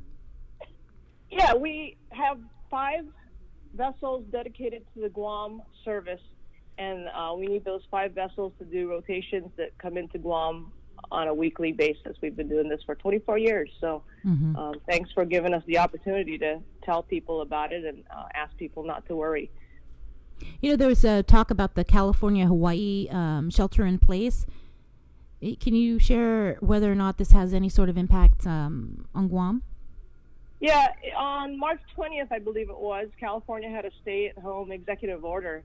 That does not affect our operations because they talk about essential businesses, and Matson is considered an essential business, as well as a lot of our folks who work for us to support the port operations there in California, including the truckers. I see. And I think this is that's good to hear because people, you still see a lot of people that they're going out and they're going out and shopping, and some people, and Chris always says I do it, but that's absolutely not true. Are yeah, let me tell you, Sabrina is probably like a big part of the reason why you guys had to have a ship come in yesterday, because she's been hoarding hand sanitizer and Clorox wipes ever since way before COVID. Way before this. Yeah. So, when they talked about national stockpile of PPEs yesterday during the governor's press conference, I just want to say we have our own little national stockpile of cleaning supplies here at KUAM. Well, I'm sure there are many on island who were germaphobes before this COVID-19 issue. So I thought, Sabrina, I don't hoard either, but I sure have a lot of cleaning supplies too. So that's your story, and you guys are sticking to it. That's it. All right, Bernie. Anything else you want to throw out here for our listeners and our viewers? Well, yeah, just like Sabrina asked, we have weekly service into Guam and Saipan. Guam is our base where we transship most of the cargo or all of the cargo for Micronesia. So we recognize that we are a critical lifeline to the islands, and we take that very seriously. So as the cargo comes in, say yesterday into Guam, the Port Authority of Guam, Customs, everyone over there is working hard to make sure it now transships to go to the other islands. So today we're loading the ship for Saipan, and tomorrow we'll be loading the ships for the rest of Micronesia. Again, this is a weekly service that we're committed to, and we have been committed to. So I just like everybody, and I've been saying this to my friends and family, don't hoard, don't worry. We come in here weekly. We have a great on-time performance. We come in on Tuesdays almost every week. And again, just thanks for giving us the opportunity to keep the community informed. The folks out there are doing a great job, and wanted to thank all the people in the healthcare industry, the port, especially like GFD and GPD, right? They're doing a great job. So everybody out there, give them the half a day spirit. I know a lot of donations are going out to them, but let's continue to thank them for their great work and have a positive attitude with them. Thank you so much, Thanks, Bernie. And thank you, to you as well as all of your staff over there at Matson. Thank you. Okay, take care. Be safe. Bye-bye. Wash your hands. All right, Bernie from Matson there. 743. There was that bill that a bunch of the Republican senators introduced. Yeah, I don't have it up in front of me, but yeah, Senator Tello Taitagui, Senator Luis Muña, and Will Castro, they had introduced a bill I believe it was yesterday, to provide some relief to the island's business community. And so obviously they're not in session and until further notice, but they introduced this bill, and I think we're hoping to get the minority leader, Senator Tello Taitagui, on the phone to kind of break that down for us. But she did, I'm just reading this, have a conference call, I believe, with the Lieutenant Governor. Yeah, so let's bring up Minority Leader Senator Tello Taitagui. Good morning, Senator. Good morning, Chris. Good morning, Sabrina. Hafa Can we just go right to this conference call that you were able to have with Lieutenant Governor Josh Tenorio, and maybe just unpack that for us? Yes, this was yesterday morning. Mm-hmm. And so this one wasn't. This was dealing with housing relief, right? Yes, absolutely. This was regarding that. I'm getting a lot of calls coming my way in Texas regarding evictions. One in particular the other day, and so I called up the Lieutenant Governor and asked him what is the administration doing at this point to try and address this issue. And they said it's a legal issue that they're trying to get through. They're going into a meeting to discuss this. They'll keep me updated. I asked him, please, this is probably one of the biggest issues right now that people of Guam are facing in this crisis. I'm getting calls from individuals who've been told that they have a week, and first you have to give them 30 days notice in any kind of eviction. So I said, you give me the number of that landlord, and I'll talk to that landlord myself. So working toward that, we were doing some research ourselves to try and see what we can do to help this along, push this along, and we found a resolution from California, signed by the Governor of California. So I sent that over to Lieutenant Governor Josh Tenorio to review and see how they're doing it in California to avoid putting a moratorium on evictions during this crisis. So you're saying that Governor Newsom, he signed an executive order for a moratorium, right? On that would, yeah, how would long? Be yes, Sabrina, that would be the well, in California they're doing it up to the end of the May 31st, right, 2020. But that would be the fastest way to do it right now, is to put in an executive order. Then for us to go into session and incorporate a law, let it go through the process. And we're even trying to find ways to get back into session and address some of these issues. But the fastest way right now is for the governor to do what she's been doing these last, couple of weeks, is putting in executive orders. Okay. And let's go into the bill that was introduced to help the business community. Can you break that down? It was myself and Senator Muñoz, as well as Senator Castro, put together legislation to try and put together a Guam stimulus package and incorporate everybody. It's more like an economic stabilization measure that would benefit not just one group of people, but everyone in general in Guam, from the business community to our community itself, our working class community. And this bill has a lot of components in it to address. And one was the reduction of the BPT down to 4%. But the difference on this one is it would go down to it would implement 4% until the end of the year. Not the end of the fiscal year, which ends on September 1st, but December 31st, 2020. And this is because we know this crisis is probably not going to, taper down until another month or so. And that would only give businesses a few months until the end of the fiscal year to try and recover. What we're trying to do is give them at least 6 months to try and recover from this crisis. And that was when I wanted 3%, trying to get my colleagues to agree to 3% at least to the end of the fiscal year, but that could change. If this legislation gets on the floor, I will make an amendment to 3%. I mean, this is in, circumstances that we are in right now requires something very dramatic, and that is that 3%. But we settled to 4 because our intent is to try and get this on the floor. and be addressed by our other colleagues.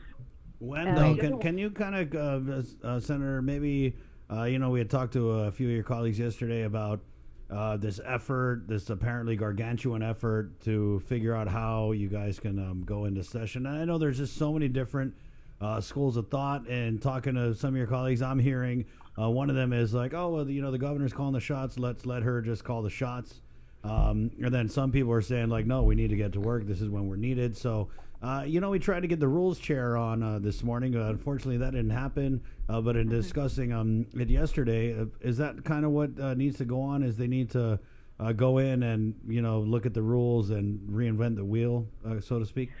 Absolutely. That's what needs to be done first if we're going to try and attempt doing session through telecommunications. Right. To go through that route, we have to go through standing rules to change those standing rules first, and that allow us to do that.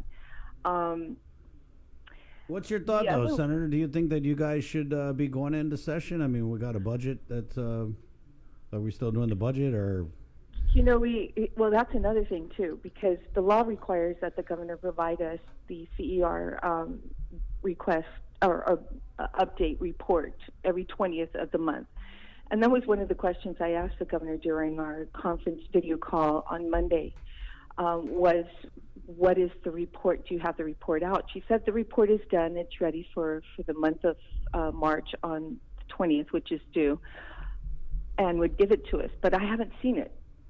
I'm waiting for that report to come out. The other thing is that by law, in the event there's any change of revenue that's substantial to 3%, whether more than what's coming in projected revenue or less, she's required to provide us a budget that to alter the budget. So that is not until May. But the CER report, which is due March 20, which she said she had, would tell us what the financial condition now to date, or at least from April, of what our situation is right now. But we haven't got any of that. The only report that I received, and it's ironic because I received it through media, was a chart of the where she's pulling money out. The $4 million. Right. Did you guys receive that? Yeah, we received it. Yeah. You guys got that before I did. That was like, a lady never tells. I'm like, I need to follow you guys to find out all the information really from the legislature. Senator. So now what we're seeing, and again, Senator Joe St. Augustine, he's another one of these guys who just doesn't respond. Frankly, it's ridiculous. I've been messaging Senator Joe St. Augustine since last year. And we ran into each other in passing, and he was like, I figured out how to deal with you, ignore you. And that's my Joseph Augustine. God. Yeah. I'm going to try and call. So I've messaged him, all week, like, hey, we got a budget going on. I mean, if you don't want to sit in the hot seat and answer questions you sure you about got the right phone number? The finances, I'm pretty sure I got it, because when you call it, he's got that, hey, can't get to your call right now. Here's what I suggest. Every time there's a budget hearing, and you guys have every right to do so. Every time there's a budget hearing, then I suggest you guys come to that budget hearing. You don't just have the cameras and reporting it. Sit down. You're the community too. You sit down and you ask those questions. Sign in, testify, ask questions. That's your right. Well, good idea. Well, you guys get the rules all figured out, and then we'll come to the hearing. We'll come to the hearing and ask him the questions. I don't think he can dodge that. Yeah, it's ridiculous, man. And and so going to this where the it is ridiculous, and I'm so sorry to hear that. I'll do everything I can to find out information that you guys need. Just give me a call. Right. Thank you. And you're very accessible, Senator. But just going back to this $4 million of the quarantine is now right. Some of you guys are saying that the governor didn't have the authority to transfer that money. And that was the letter that came out from Senator St. Augustine, which is why I messaged him last night. I said, hey, you can't send letters around to the media and then go hide and not answer questions. It's not how it works. Very true. Very true. As well, I saw that last night, and we're doing our own research to look at the law to find out if this is true to form. I've also sent a letter to the governor asking her. The question is, what gives her the authority to use any revenue, excess revenue from a budget? How is she able to use the FY19 revenue? According to us, our legal, right? They don't think it's true, and my next step is go to the Attorney General. So now here's another question to the governor, asking her where her authority is to use more than $100,000 every month, and total $600,000 a year. She did veto the bill that authorized her $1 million. Right. But the governor has transfer authority of, I believe it's 15% in the FY 2020 budget. Right, Senator, but with this transfer authority, is it accurate to say that she's not able to transfer funds from education and the courts? That part, that's what we're looking into as well. There's certain areas she can't transfer, like special funds, that the governor has no authority to. So it specifically has to state that the governor cannot transfer out. We know that the Flame, fund was one of those things the governor cannot transfer out. The only thing I can think what she is doing at this point is she is transferring this money, putting it in certain agencies, and the agencies are writing the checks. That's the only way I can think that's happening. Well, when we got that document, the first thing I did was send it around. I sent it to our, the Judiciary PIO, and comment that we had got from. Let me punch that up because I'm not sure if we had included that. Okay. But the comment we got was, as of right now, we're not in a position to comment as we were just recently made aware of the situation. Yeah. And then, we also reached out to the University of Guam, to Jonas, and got their statement, though. Read, I don't know if I read this, so let me read their statement on getting, I believe it's like $1 million. They got $1 million taken from their budget to help pay for their quarantine. Again? UOG statement here, it's our responsibility to contribute in any way we can through our funding or through our knowledge and skills. UOG is doing its part to assist our island community during this time of emergency, whether that be leading and working on the front lines of the response effort, coordinating donations for supplies and meals for our COVID-19 call health surveillance centers, or providing social and psychological services. UOG will continue to provide innovative ways to fulfill our mission during these challenging times. Our faculty, staff, and administrators are committed to combating the spread of the coronavirus. So they released a 3-paragraph statement without actually mentioning the transfer, but I think the gist of that was like, hey, whatever we got to do to help,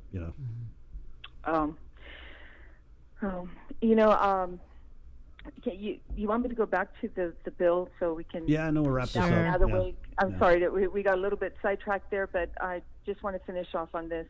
We've been working on it all last week, and other than the BPT, which she has already said that she is not going to lower the BPT, and this is that she's doing other measures. Well, that's not going to be enough. And whether the governor says that, the part now that we need is 10 senators to say, yes, we do need to lower the BPT. 10 senators is what we need. Do you think you can get that? Governor to do it. We need 10 senators to realize that it's not just the business community that we're helping. We're helping our community, the people who could lose their jobs. You're watching businesses shut down because they can't afford to stay open. And that's the case, that's the case now with the coronavirus. Now, can you imagine, take the coronavirus out of the picture, and you see businesses shutting down because they cannot afford to stay open. It's too expensive to do business on Guam. People have already been closing their business. So that means all those jobs, all this help that is needed out there in the community for people who are losing their jobs, providing stimulus money to them because they don't have a job. Well, that's what's going to happen if she does not help the business community and listen to them. Everything that she's decided to do was done on her own, and a group of advisors that we don't even know who they are. Yeah, she had said, Senator, she had said that she has business people advising her, but nobody knows who these business people are. Not even the chamber, and they're the largest group of business people on this island. She got the cool business people, not the ones who hate her. She's like, I need some yes folks. Yep. Hey, how's that? Is that a good idea, business? Okay, yep. I was just about to say the yes one. Yeah. And when I asked her that question a couple of weeks ago, when she came up with this 5 points or 4 points it was to help the business community, I said, did you work with the chamber on this? And she didn't. Oh no, I'll be meeting with them in a. I mean, though, but to be fair, it's not like she has to, Senator. I mean, it would. I just think that there's a lot of division, and a lot of it comes from her just refusing to give the chamber a seat at the table. I mean, she could just have them sit down. It would look so good, and then say no. You know what I mean? But this is the majority of businesses. In Guam, of course, she needs to include the chamber. At least one person from the chamber. She may. Oh, I do have someone from the chamber. Yeah, but you have someone from the chamber that sits on the board. There's 20 people who sit on the board of the chamber. If you chose one of them, then at least they're at the table too, but it's not. So as we move on to the bill that we provided to try and provide some relief to the people of Guam and the businesses as well as the community, we also put in this legislation any kind of medical prescription drugs, healthcare, including fluids, syringe, surgical supplies, anything used for hospitals, for professional use for medical is exempt from business privilege, BPT, as well as use tax as we go through. And there is a sunset clause on December 31st, 2020 for this one too as well. And the other one that we incorporated, of course, the LEAC, and I spoke to Simon Sanchez regarding the LEAC. He's saying there's a bond covenant issue, and I said, okay, well, we'll deal with that, but I'm happy to hear what GPA is doing. But the thing we need to ask CCU is, okay, you've come up with this decision to try and lower the rates. This is excellent, especially at a time like this. Now the next question is, how soon will PUC approve what CCU just did? Because sometimes it takes them 4 months. Right, yeah. And the legislation here, what we're doing is allowing the governor to go ahead and approve it right away without the PUC approval. Once CCU goes through a meeting and agree to lower any kind of rates, it can now go straight to the governor for approval. It doesn't have to go to the PUC. And that's what this is all about. It could be used even in the future. But there is a sunset clause on this one. Actually, I forgot to mention, Simon did tell me that the end of the month, they're expecting the PUC to approve this. So well, that's like crossed. In 2 days. Yeah, well, fingers crossed it does happen. He told me that, and I'm holding him to it. So. Well, we'll try to. Senator, thank you so much. It's 8 o'clock. We got to run. Okay. Call me Take care. anytime, and I'll get some more information for you as much as I can to assist with the budget section of this. We're still waiting for that. Like I said, can you just put a message in your senator chat to tell Senator Joseph Augustine that check Chris Barnett's messages? Okay, will do. Okay. I will do that. In your senator chat. Yeah, they have a senator chat. Oh, okay. Yeah, you guys do, right? Yes, we do. I'd love to be in that one, man. Me too. I'd love to be in that. Thank you, Senator. Thank you again so much for all you guys are doing. We have some great news coming from the federal side. That's hope for us. And again, be safe out there, people everywhere. You go, wear a mask, use sanitizer, but most especially just social distancing is what's helping us right now at this point. Okay, Senator, thank you. Pray for a vaccine. There you go. Take care. Go wash your hands. So 803. Yeah, I think how many times have they asked about this BPT thing? And I think now that we're seeing this federal aid coming out and there's a lot of aid for businesses, I mean, I'm just guessing, judging by how the governor has acted in the past on this issue, I'm just guessing that her train of thought is probably like, hey, you guys are about to get so much assistance from the federal government, so don't even try and ask me to lower the BPT. That's what kind of I'm thinking. Hey, it's 803, Bree. Can we do that release, the JIC release, real quick, and then we'll take a break? Okay, let me find it. But there's 5 confirmed cases, new confirmed cases that came out last night. In the breakdown, we have a total of 37 confirmed cases through public health, with 4 positive cases from the USS Theodore Roosevelt.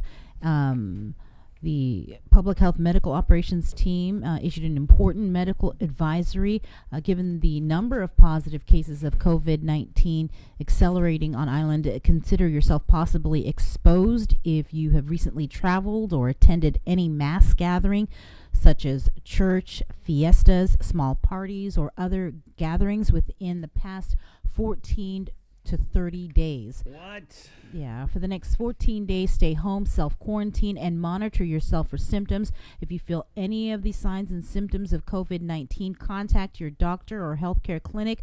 Some of the symptoms include, but are not limited to, fever, sore throat, cough, runny nose, and shortness of breath. Other symptoms could include abdominal pain, chest pain, headache, chills, and congestion. Again, this is within the past 14 to 30 days. If you have attended any mass gathering, again, church, fiestas, small parties, or other gatherings, just to self-quarantine.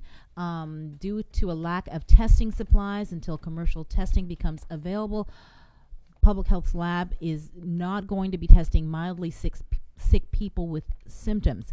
Patients having mild illness are advised to stay home and to not go to the emergency rooms and hospitals. Again, people who are sick with mild symptoms should stay home, self-quarantine for 14 days from the first day that their symptoms began, and longer if symptoms persist more than 14 days. Until further advised, do not go to clinics for testing unless you have serious symptoms. I'm just trying to do the remembering in my head. Have I been to what did you a do? mass gathering or a small party? I mean, a small party on Guam. Or that's other usually social gatherings. I know 100 that I people. have been, but Oh, wow. yeah, I was working, so Yeah, well, I was working too. I haven't been to a fiesta. I haven't been to church. I attended church virtually. So, but you know, this is kind of what they were saying. the guy with the candle. I got a candle in my house. Did you hear him, Mom? He hasn't been to church. Yeah, well, okay, because we're streaming it. All right. Okay. But this is kind of what they've been saying: is just assume everyone has it, and you know, from that release, that is kind of assuming everyone has it. Yeah. Okay. 806. We'll do some news. We're KUM-FM, Agotni, Guam, containing COVID. Good morning. Be healthy. Be informed with ITD.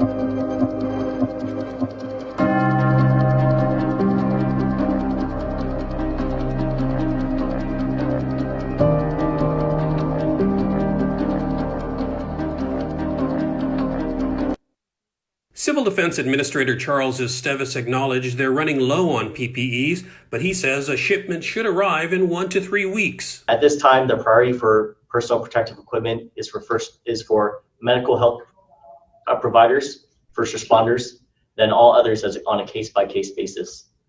Additionally, we do ask that people do not hoard PPE. I can tell you that based on what we received in terms of how the virus works and how it's contracted and spread, is that if you practice social distancing and you're not in sustained contact with anyone who is COVID-19 positive, then your risk for contracting the virus is significantly low. The governor assures that despite the low supply, the medical providers and first responders are getting the PPEs that they need. Meanwhile, Esteves says they're also asking private businesses that use PPEs, such as dental clinics, optometrists, and veterinarians, if they have any to spare. He says they're also checking on international vendors, including from South Korea and China. For Guam's News Network, I'm Nestor Lecanto.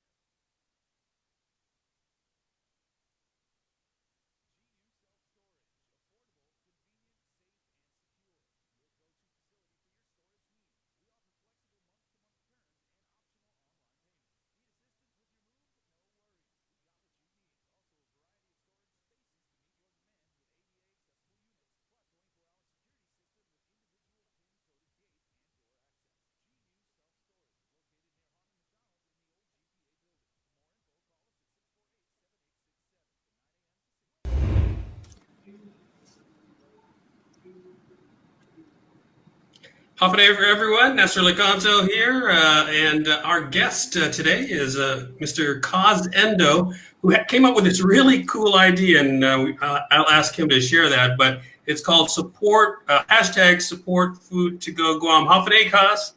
Happy day, Nestor. How are you? I'm doing good. How are you doing, sir?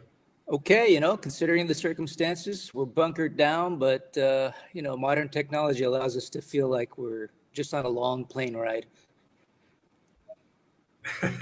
Yeah. So let me ask you to explain how you came up with the idea for this social media push that you're doing, and tell us a little bit about what it's about. Sure. I've got a lot of friends out there who own restaurants. Some are operators, some actually own the restaurants themselves.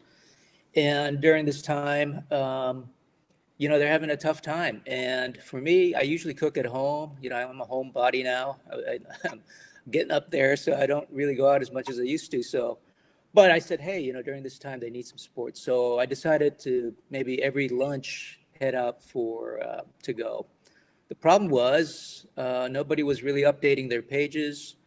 And, they were just too busy. They were shorthanded, and I couldn't find any information. So my daughter works at one of the places, and she said, hey, why don't you come and get some lunch at Moz? And so I did, and I started thinking, what would be nice is to have a Facebook page that everybody can sort of crowdsource and put on information of where they went to eat, and not necessarily provide critical. Stepped up their game in this time of public health emergency, day 11 of mandatory social isolation. And I wanted to play this one from my man Joe Garrido, one of the great young shining Chamorro music stars on Guam. And this is something that, I'm just going to let him do the talking. You check it out, and we'll come back with more of Containing COVID right here on I-94, where KUAM-FM Agotni, Guam. Buenas and day, everyone. My name is Joe Garrido.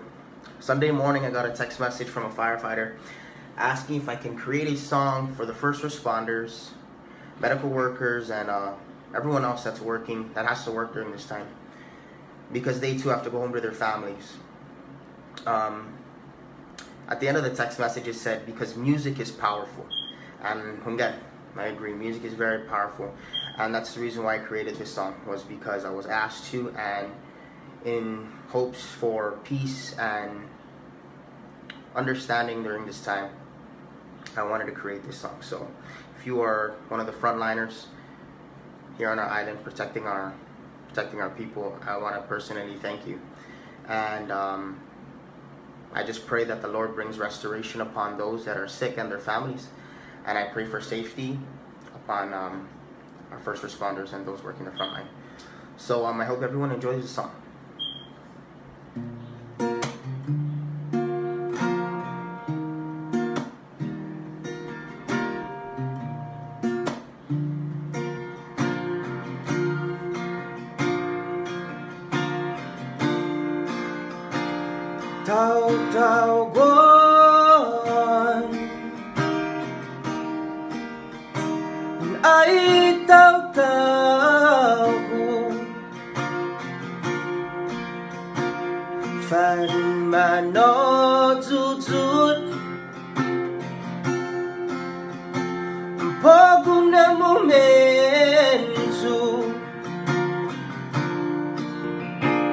Fandimu popa Janatan hulu Gisat basunta As Jesus Cristo Ay justo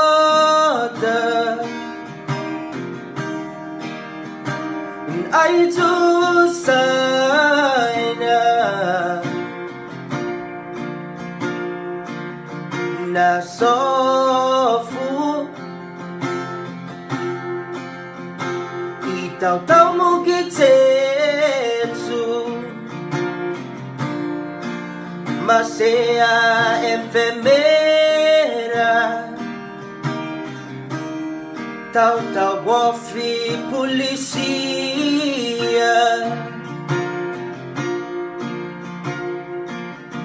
nasusia, nagayihaw gifionia,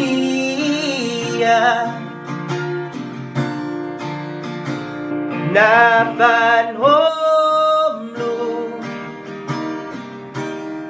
at susihan ni man malongu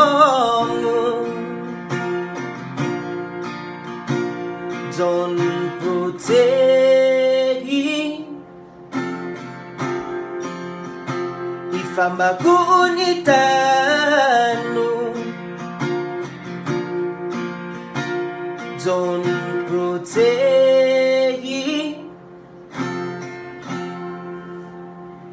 Iman omku itanu.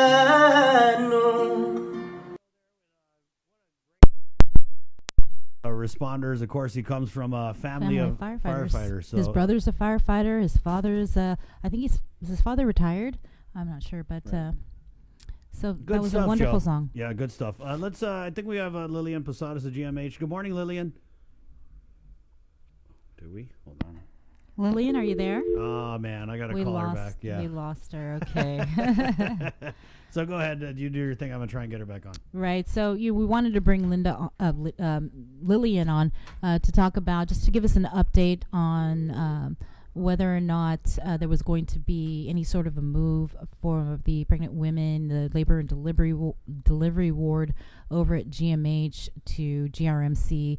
As we heard from the governor, the Guam Memorial Hospital in their new cure plan has been designated as the hospital where COVID patients are going to be taken, and the Guam Regional Medical City has been designated basically as the COVID-free hospital. So during a press conference 2 days ago, the question was asked whether or not the pregnant women and babies were going to be moved to GRMC, and Dr. Mike Cruz, who is the chief medical advisor to the governor, did confirm that discussions were underway to make this move.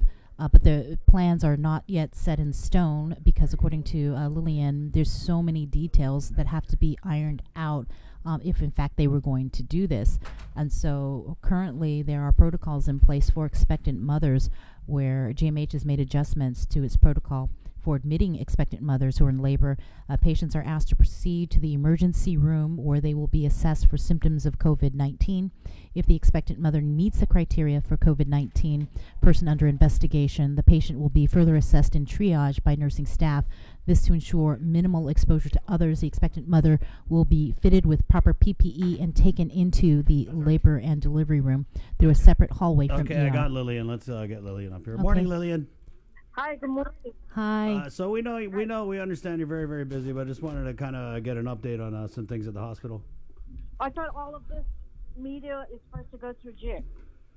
Yeah, Lillian, but you called us the other day unprompted, so we're just trying to get the people that, we feel like the people of Guam need to hear from, and there's just a lot of runaround with the jig, so we're trying to go direct to the source. So we do have, yeah. Wait, I did not call you guys. You guys called me. I don't call you guys.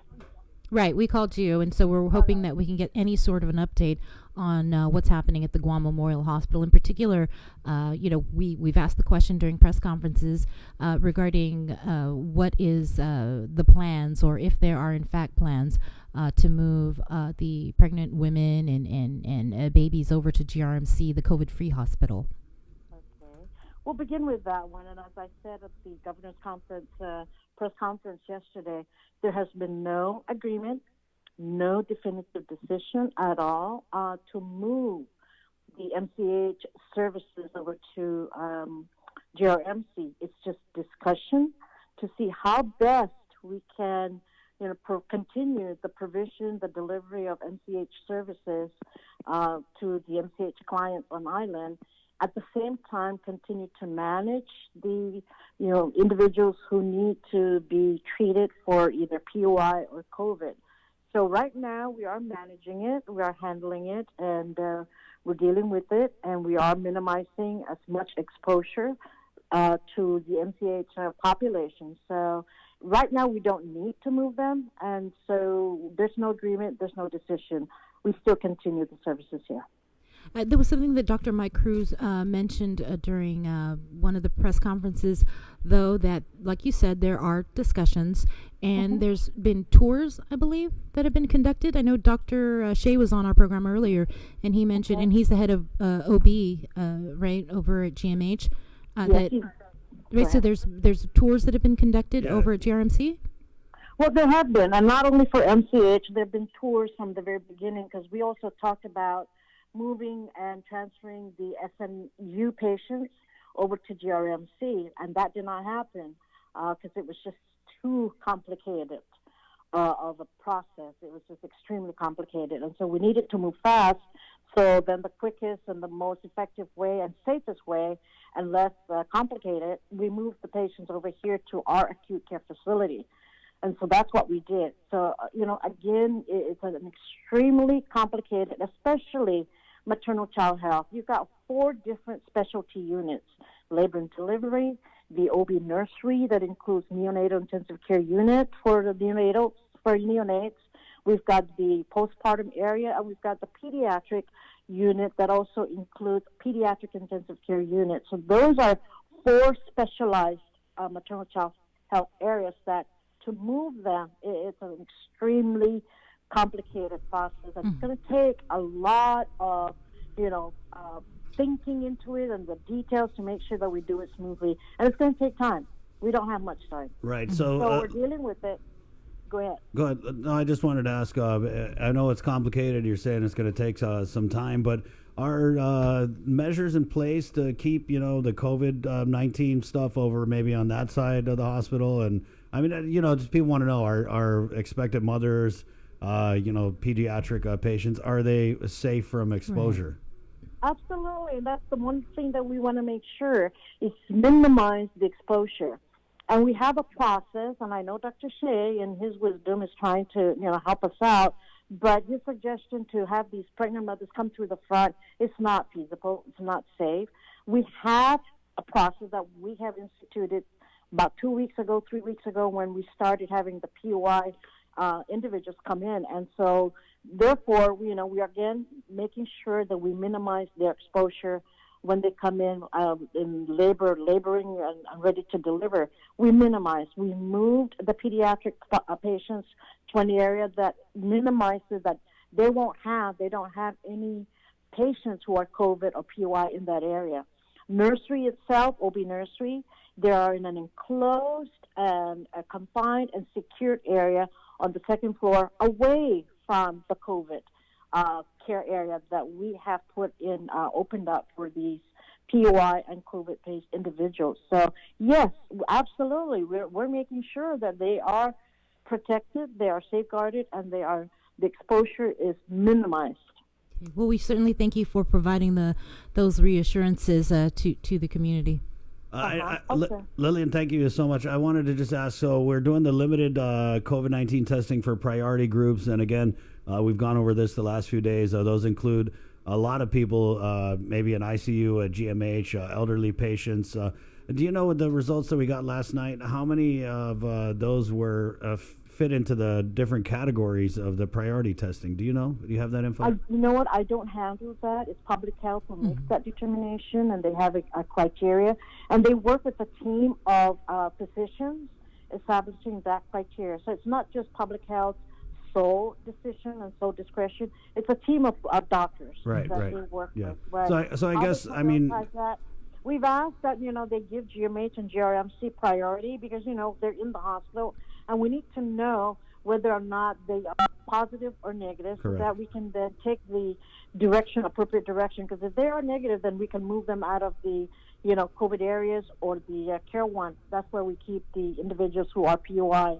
And so it helps us with the flow and the direction of where we can then get these patients to. Right. And so I guess you might not know where they are, but do you know if they have finished testing everyone that fits the criteria at Guam Memorial Hospital? Yes, they have. They certainly have. Okay. Do you have any results? I know the last time we spoke with you, you had mentioned and confirmed the one patient that came in with for other complaints aside from being the flu, and but he was hospitalized anyway. I believe on the 3rd floor in a private room, and then it later turned out that he through a radiological screening and so then he turned out positive for COVID, and you were conducting an investigation to determine how many medical staff had contact with that individual, and if they exhibited signs or symptoms, they were going to be tested. Do you have any latest information on that? Absolutely, yes. All the 3 nursing staff who were considered high-risk exposure because they were in direct and a personal up-close and personal contact with the individual, with the patient. And so those results came back, and they're all, negative. Oh, thank so goodness. We're very, very pleased that, again, no exposure to those individuals who were considered high risk. So it's a big relief, and it shows that, people are really very cognizant and making sure that they minimize, or they at least try and protect themselves with hand washing, with at least face mask, and what CDC guidelines says that even if they're not in an isolation room because we don't have it, but at least in a private room. And so it was evidence that what happened certainly worked out. Well, that's good. We're glad that you guys take the precautions, and it looks like in this instance those precautions worked out for the better. Yes, it certainly did. And so again, it's evidence that people who are concerned, who are anxious of the exposure, if it's a low exposure, even just walking by the room, you're low exposure. So, just again, alleviate that anxiety and that fear. How many people, COVID positive patients, do you have currently at the hospital?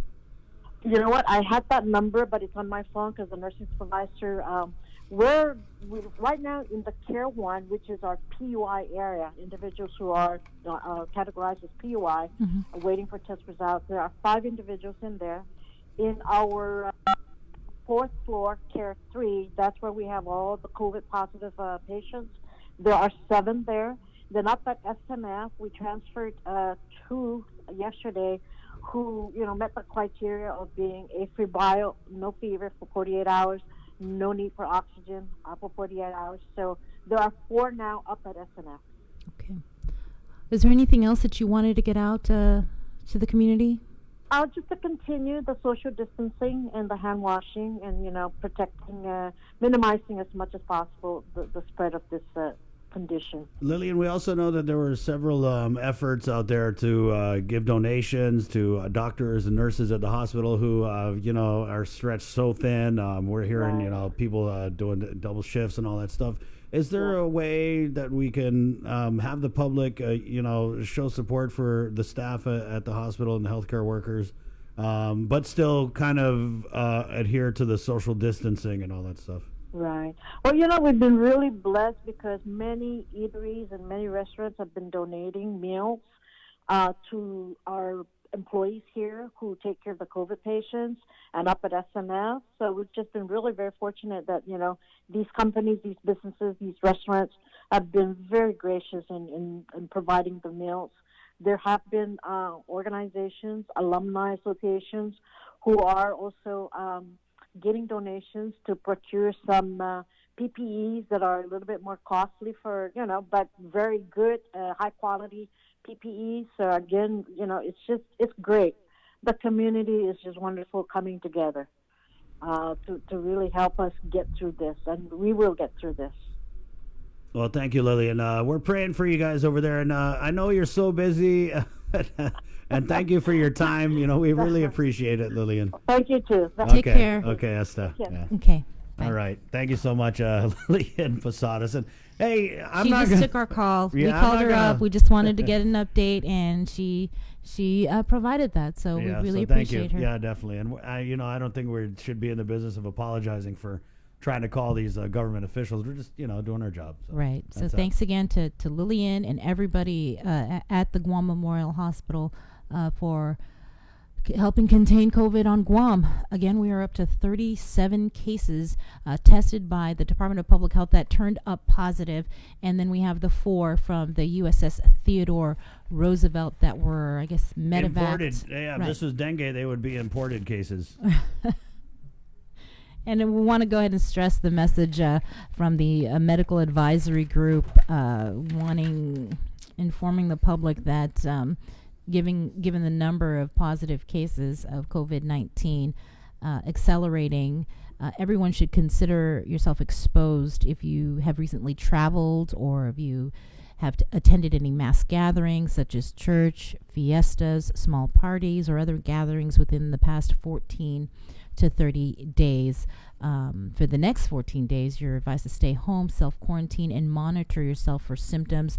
If you're exhibiting, for example, flu-like symptoms, due to the lack of testing supplies until commercial testing becomes available, public health, their lab is not going to be testing mildly sick people with symptoms. Patients having mild illness are advised to stay home and to not go to the emergency rooms and hospitals. People who are sick with mild symptoms should stay home again and self-quarantine for 14 days from the first day that their symptoms began, and longer if symptoms persist more than 14 days until further advised. Again, do not go to clinics for testing unless you have serious symptoms. All right, Jason. Okay, I want to give a little shout out and really good 2 users on our chat stream in particular. Dominic Guzman says, and in all caps, he goes, Guam people are really generous. That is absolutely true. We take care of our own here. We do not leave our people behind. So once again, thank you to Lillian to very graciously giving some of our time. Speaking of giving, Clara Quintanilla Mendiola, who has been really active this morning, starting a lot of side conversations, bringing up a lot of good topics. She's saying, thank you 76 Circle K for donating masks and PPEs to our frontline people. Very generous from the corporate community. And I wanted to bring this up, Sabrina, because you and I actually took a break a couple days ago and we went to 76 Circle K to go get lunch. And at least at the Dedido 70K Circle 6. Remember that? What a nice lunch. We went to get ice cream and some water. Hey, hot dogs, man.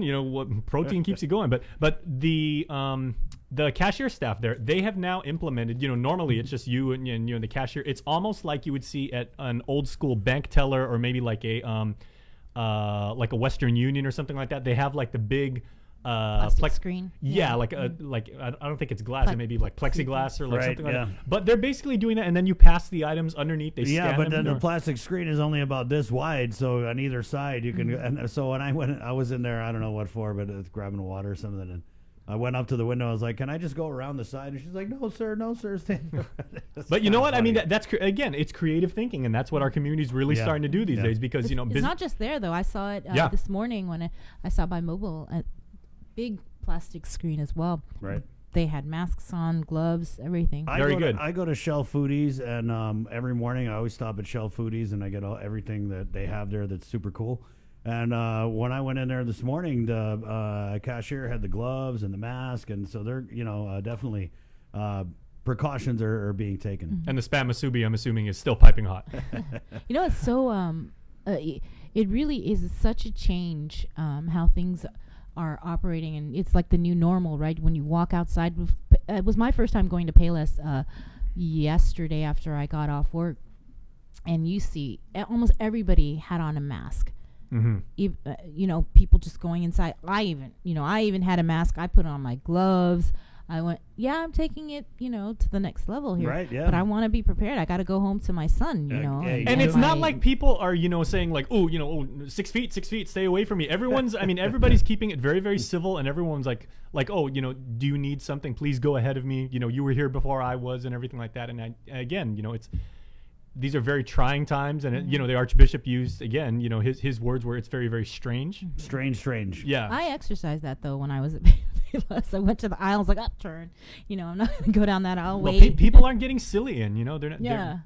We're being very, very neighborly about this. So congratulations to all of you. I picked up lunch yesterday, and there's a restaurant right over here. You come in, and the way it's set up is the cashier is like all the way at the other end of the restaurant. But when you come in, the cashier's like, no, stay over there, have a seat. So they have tables set up by the door, and then they bring the food over to like a middle table, and that's where the exchange of money and food happens. So. Because, some people are also bringing it up in our comment stream throughout the day. I mean, there's people who have been with us since the very moment we went on. So for all of you hardcore people, thank you for staying home. Thank you for taking care of yourselves, and thank you for interacting with us. But there have been a lot of people in the comment stream saying, my daughter, my Nino has to work. They're in certain industries where, you have to go in and you're interacting with a variety of consumers from all walks of life. And they're like, can we make sure that we stay safe and that we're sanitized? So a lot of employers are actually taking a lot of precautions to make sure that their frontline people are safe. Right. Thanks, Jason.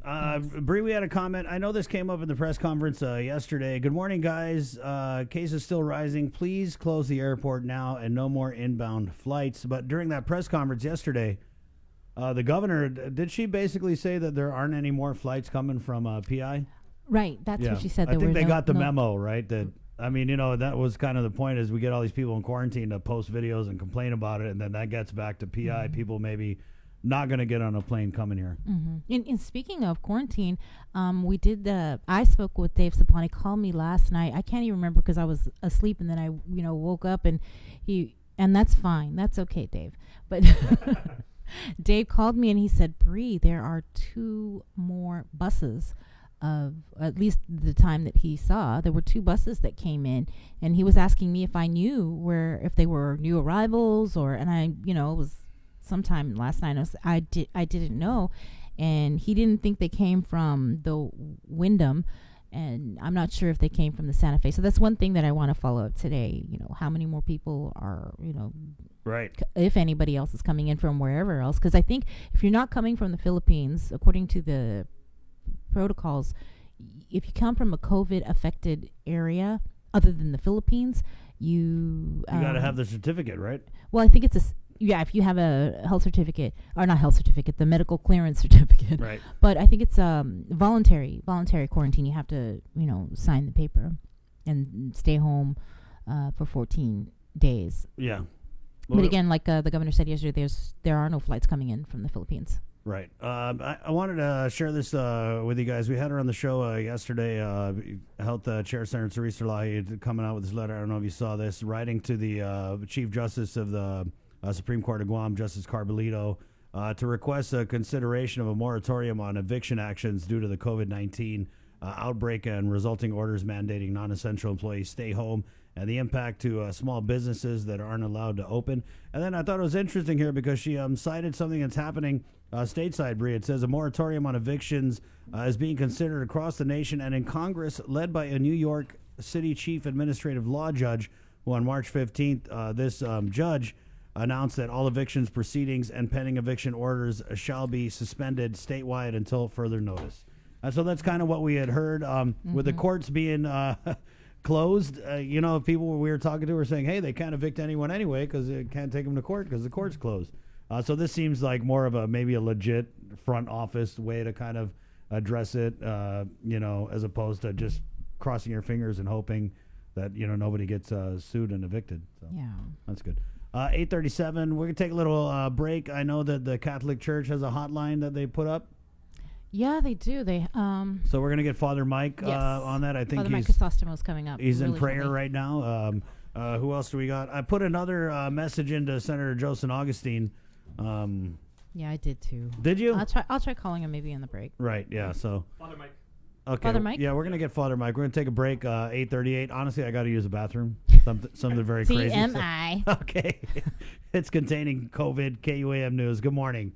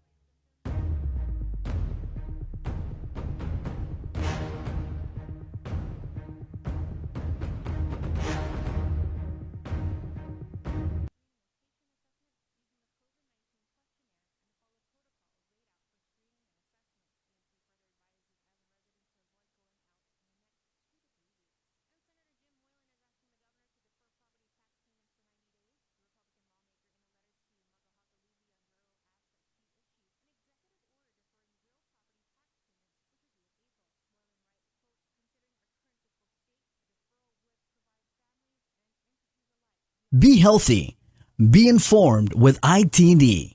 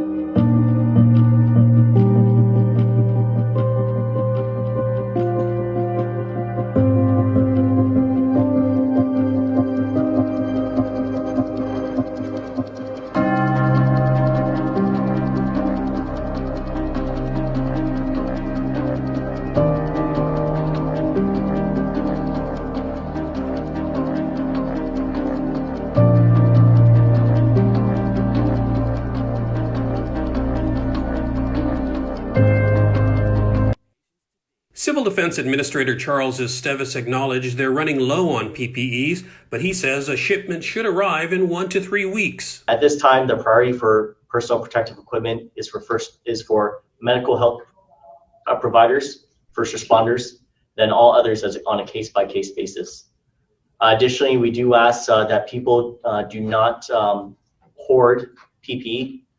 I can tell you that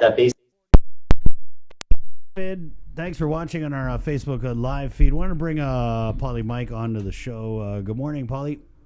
Hi, good morning, everyone. I'm throwing you an air almond right now through the phone. God bless you. Let's talk about this hotline. What? Air almond is a thing, Sabrina. Okay. So this hotline that the church has stood up, can you kind of just walk us back to the beginning? How did you guys come up with this idea, Father Mike?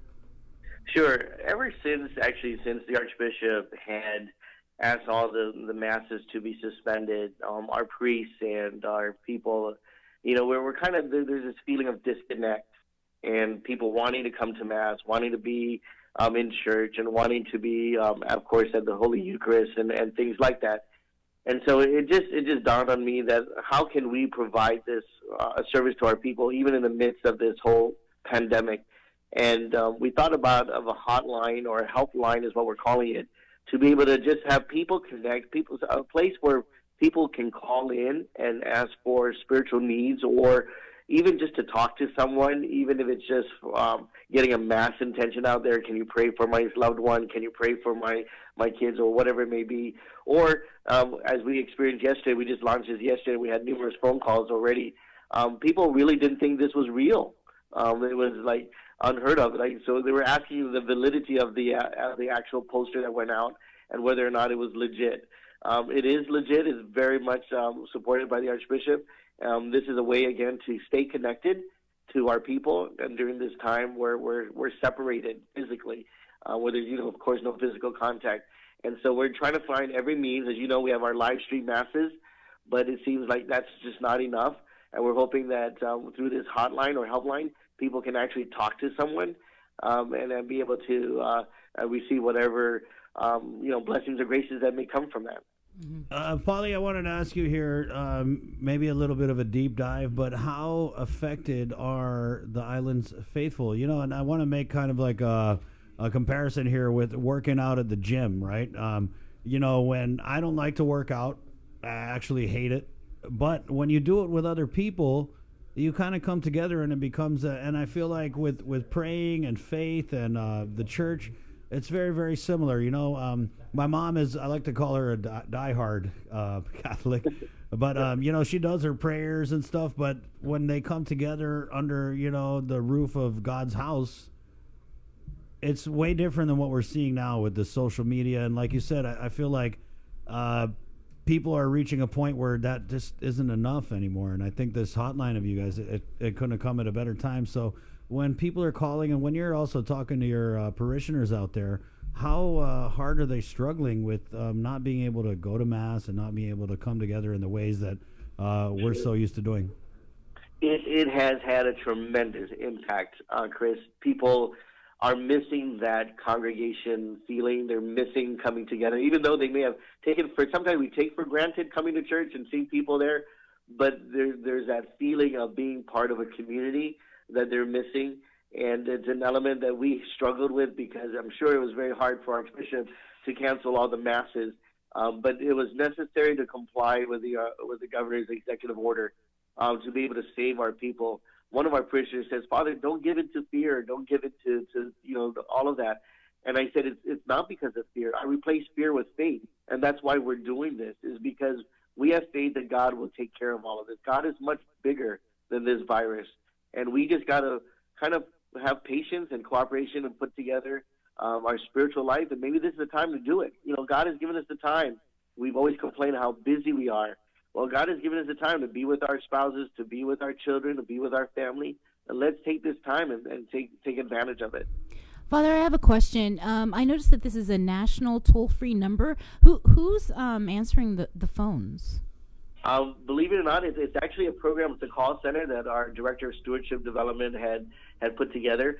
It is manned by 3 of us priests and 2 lay faithful that all 5 of us are standing by to entertain the call. So it goes to a certain number first, it goes to one of the priests, then another priest, and it just kind of goes right down the line, whoever is available to be able to respond to that call.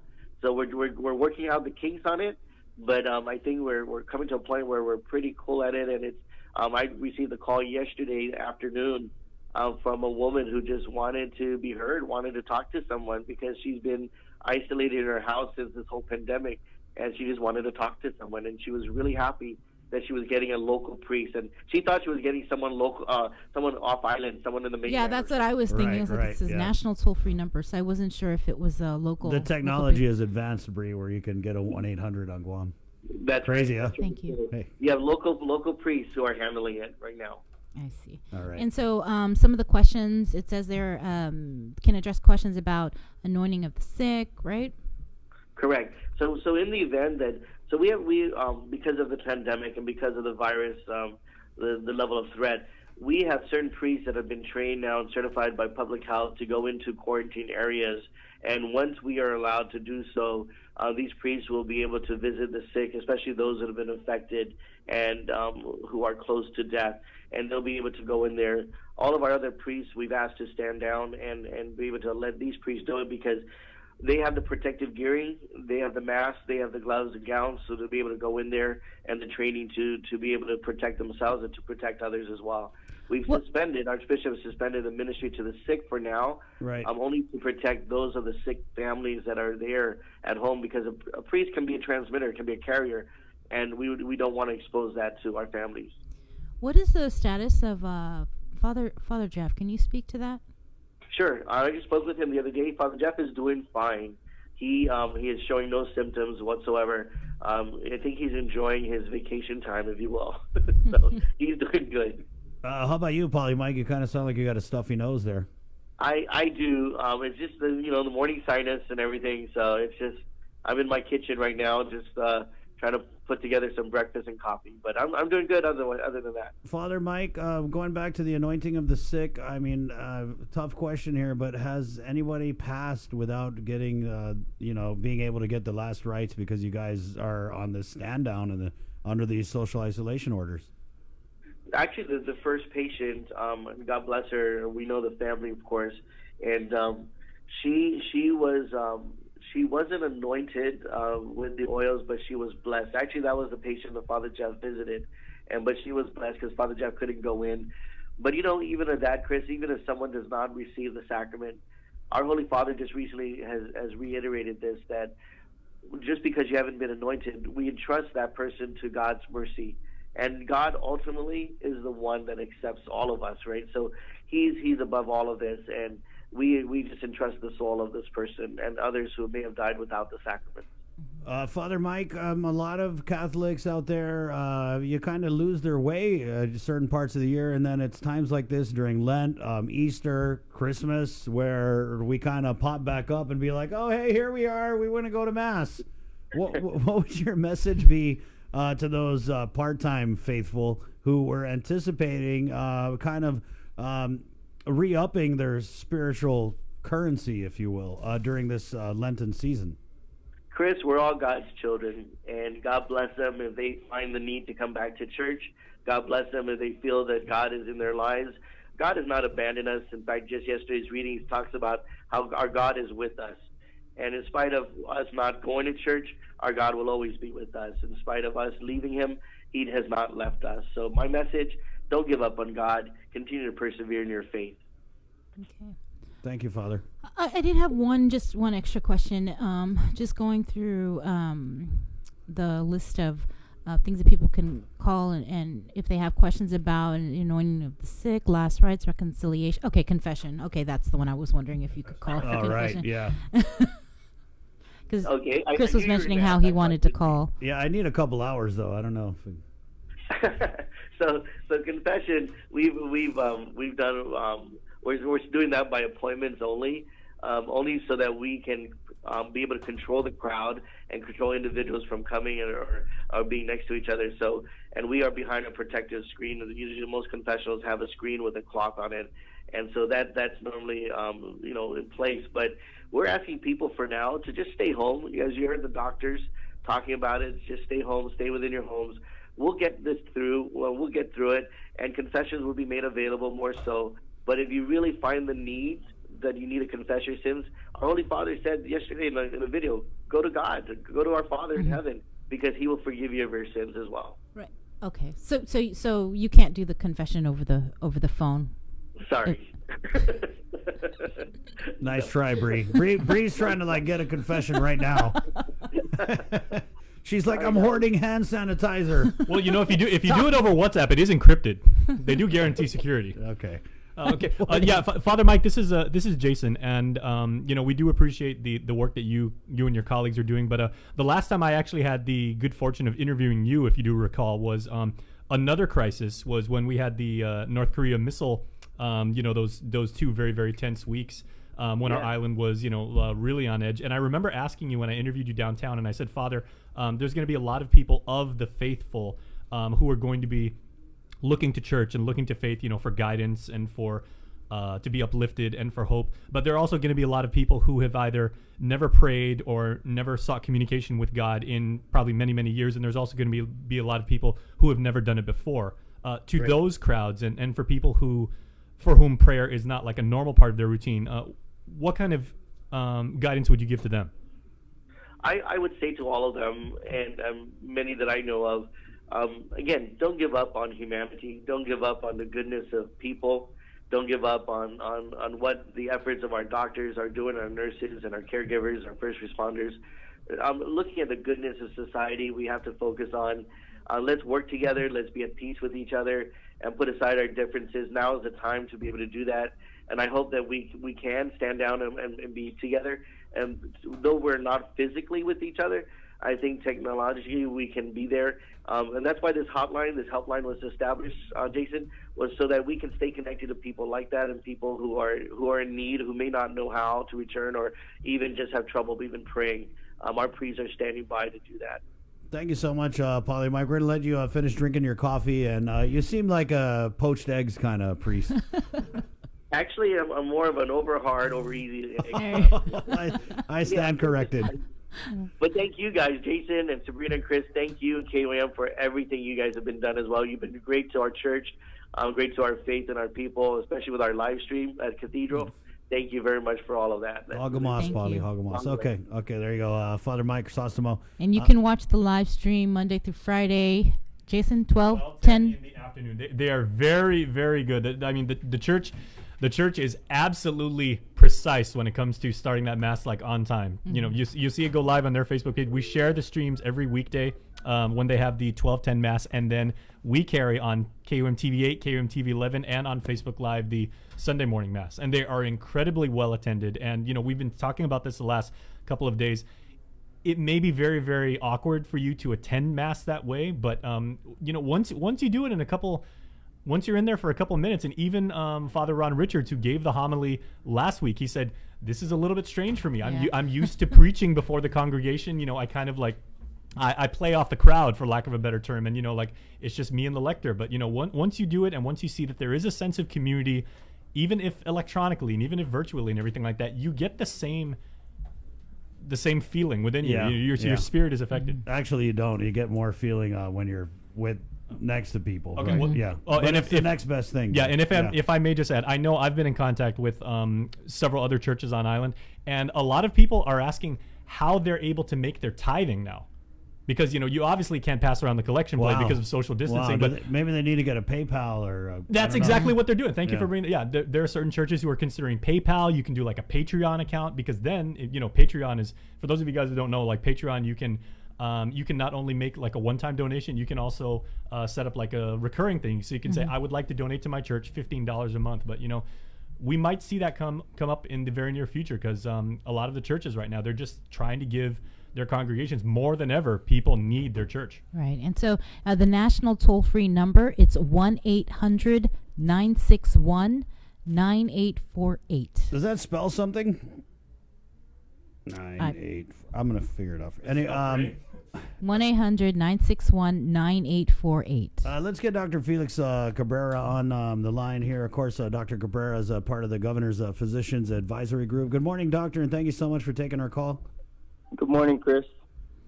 Sabrina here as well. We just kind of wanted to follow up. You made the presentation a couple days ago. I don't like that you're right, but we are seeing the numbers that you kind of said that we would. Yeah, and so we so far are seeing it again that the data is still not as robust as we would like to make more accurate predictions, but there's enough information there to show that we are still essentially on the same curve, and that our efforts are still very much needed throughout the public to be strictly adherent to the governor's orders and to really take this seriously. Yeah, it's so disappointing when you still go out there and you see so many people that are still out and about, and you're right, not following the governor's directive to stay home. Yeah, I mean, I'm trying to figure out what else can we do. Well, we could send the soldiers out in the streets. That's what we could do. I think that would really send a good message. Yeah, and we had a discussion about that during our last conversation about tanks in the streets and so forth. But I think at the very minimum a presence, in terms of even if it's not just the National Guard, but even just our patrol, our GPD's patrol, but they're also limited in numbers, and they have their own adjusted protocols as well. Right. So that's something that we would understand. I was just getting updated on my news on Reuters this morning, and India, oh my goodness, they're using switches, they're spanking people in the public, literally, with I support that. I support that. I'm big. That's executive order. Let's do it, Gov. Yeah, and not just that, but then they're like making some of it's not that cool, but they're making them do squats or do push-ups as punishment for being in the streets. And that seems excessive, and there's can be a lot of debate on that, but it's but they themselves are taking it extremely seriously. We can imagine, because of the sheer number of citizens they have, and the lack of testing and medical facilities they have there, that there's a delay in what they're seeing compared to the rest of the world, but it could get very, very serious there very quickly. Mm-hmm. Doc, there was a thing in the Joint Information Center release here that Sabrina, that the medical operations team issues an important medical advisory as a result of the accelerating numbers of positive cases. It says, consider yourself possibly exposed if you recently traveled or attended any mass gatherings such as church, fiesta, small parties, or gatherings within the past 14 to 30 days. Yeah, and again, that just really emphasized the blanket statement that everybody has to assume that everybody else has it, and to be cautious of that, and also to assume that you have it, that you are a likely person who can spread this to the vulnerable and the sick people, and that's in particular the younger generation, that they are the ones that are the most dangerous at this point. So I think that's what that really highlights, and it just gives people more of way to kind of view themselves, because that pretty much describes everybody, right? In one way or the other. Yeah, good job. So yeah, but the one of the things that I was able to listen to a little bit when Dr. Tom Shea was on earlier, and he's absolutely right. That this virus, what it does is that it preys on what makes us human. It preys on our most valued social and cultural values, and it uses that and it weaponizes that, and that it takes away what we do to connect as humans, and in as a way to defeat it, but rather it uses it as a way to spread it. So so it's tough, and everyone I know is having a tough time with this. I myself am, with my own family, and not being able to see them and interact with them the way I want to, and I can't wait to do again. But it's something that I'm making the personal sacrifice because I know how important it is. And as I said this over and over, I would never ask the public or any of my patients to do something that I wouldn't do for myself or my own family. Mm-hmm. I noticed, earlier we did try to connect with you, but you mentioned that you were in a conference call with the Federal Emergency Management Agency. Is there anything that you can share, or even just generically speaking, their involvement in Guam's COVID containment? Yeah, so I was part of a group that we were listening into the call, not necessarily a main participant of it, but what it was it was a conference call throughout all the main areas throughout the Pacific, so including Hawaii, of course, the CNMI, American Samoa, and so them giving their status reports of where things are. So it was very, very helpful to listen in on that, and then kind of understand what the status is for them and what their needs are. And of course, a lot of it mirrors each other, but you can only say so many things during a phone call. So what they choose to say is actually very, very, very important. I've been just yesterday. I was also in contact with Dr. John Tadella, who's the chief medical officer for the hospital in Saipan, and he's also the advisor to the governor for in their readiness and their preparedness. And so, and he and I have been just discussing in terms of the challenges and what are the things that we're learning here, in particular for Guam, and how that might, apply, and how they might be able to be more proactive in the CNMI as well. And in the CNMI, they don't have any confirmed cases there. And that I'm glad you mentioned that, because there was something that Tomas Manglotnia, he's been following what's happening in the CNMI, and he called us, and it was the first that he heard that tests were conducted or sent to Guam and repackaged to be sent off island. Right.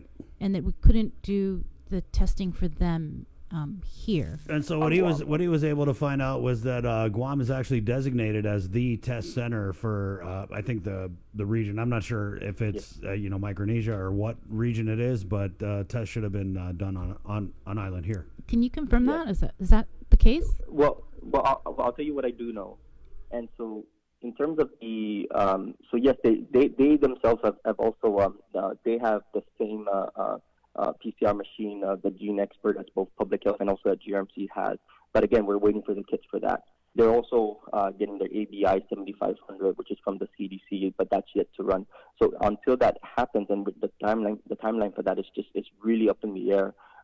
Guam is the designated center for where they will be sending their samples, and they have sent samples, but Guam Public Health is still using the same criteria and prioritizing their samples based on the details of the patient that is being sampled, and so it meets the same in terms of how they triage and who's high risk and who gets to be tested.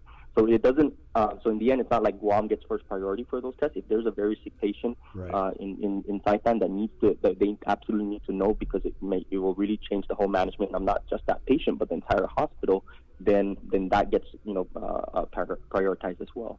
And so. So that's currently the situation. I am not aware of Guam sending further those samples away. In fact, Guam Public Health has not done any of that. That they've kept them in the queue, so to speak. And with these new guidelines that they put on for the rest of the medical community in terms of better understanding of the priority of testing, they've actually been able to get more caught up on their backlog of tests, even those in the medium and even lower priorities, is my understanding. Wow, and I think that was reported yesterday. Doc, we spoke with Lillian this morning, and you're talking about the priority testing. She said that the limited priority testing for the people at GMH, that GMH is everyone that fits in those categories has been tested. Yeah, and that's my understanding. And then again, because they also have a number of samples from the community clinics as well, so those are all put in the queue. And so the CNMI, they're also having, because there's limited cargo flights that they can have, basically the United flights, and my understanding is that that's actually going to be reduced further, and so then that's going to limit their ability to send samples to us. And so they're looking at other options, including potentially Star Marianas to assist with their ability to send. We could fire up the Suckman too if we need to. Doc, no, and I got a lot of friends in Saipan, so we kind of wanted to ask. They haven't had a confirmed case yet, but and I know you probably have many relatives and colleagues there as well in the NMI. What is the thinking of the doctors there? Do they believe that the COVID-19 has already been spread around, and that we just don't have a finger on it because of the testing capabilities? Yeah, and so for those not aware, that I'm actually from Saipan myself, born and raised. I do have a vast majority of my family still on Saipan as well, and I communicate with them frequently, as well as my physician colleagues there. And yeah, so the sense, and I'm very happy to hear, especially amongst the physicians, is that they are assuming that it's there, and that it's been there, and that they're and right now they're being extremely proactive in terms of what they're doing to take precautions, which is, I think, very, very good. But there's there's still a sense that the public is not taking it as seriously because there isn't yet that first positive that's confirmed. So there is so if in a sense that that puts their testing samples in a different priority level because of their overall public health safety, is how I would view it. And I wanted to share this, and I actually did. When we spoke, gosh, that feels like forever ago, but I guess that was 2 days ago when I was on air, and I listened back in. An hour later, there was you guys were doing a beautiful tribute for Auntie Doring, and I left a comment there, and it's something I had said multiple times, and that Auntie Doring, who for those who aren't aware, was our first COVID death here in Guam, is that her death actually, I believe, very strongly saved many, many lives. And it's because it brought a different reality to this disease. She allowed us to, it brought us a face to the disease in terms of somebody that we can relate to, that a lot of people relate to, and it sounds like a lot of people love very much. I've never had the privilege of meeting her, but she sounded like a wonderful woman, and of course, my mom on the side starts texting me, like, "Oh yeah, I know Auntie Dawn. She was," and then of course tried to show how I'm related to her somehow, and so she went to the lineage of how, yeah, and so right. your distant cousin was married to her, and blah, and so.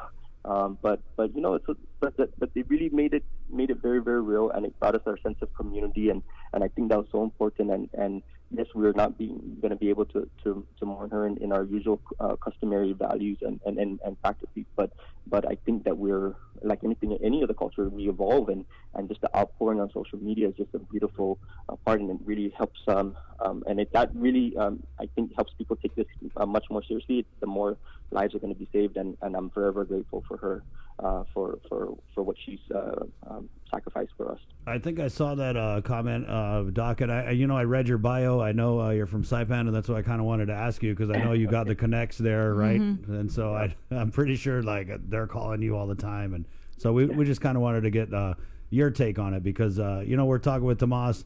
But he's taking it seriously. Our friend Tomas Manglotny, who's done some reporting for us, he's not leaving the apartment he's in. So he's gathering information over the phone, and that's why we kind of wanted to ask you, what are the doctors there in that MI saying? Yeah. So far, at least the ones that I've heard from, I'm happy to hear about that. And I'll be honest, I would expected nothing less from them, because there's some really, really great physicians there, and Saipan's very lucky to have them. When will the FDA waived test kits be on island? Do you know anything about that, Doc? I still don't know. I was actually trying to look for an update this morning, and we still don't have a specific update on that. I did want to follow up. When we talked last time, we were talking about whether or not the military had to, report to the government of Guam about their cases of COVID. Yeah. And lo and behold, that afternoon a question was asked about 4, and then the military denied it. And then yesterday it was, we have 4, confirmed cases, and they're coming from the USS Theodore Roosevelt. I wanted to ask, because people are concerned, and can you tell us how concerned should we be if the military decides that they're going to fly out soldiers, more sailors from Theodore Roosevelt, or even pull into Apra Harbor or wherever? How concerned should we be?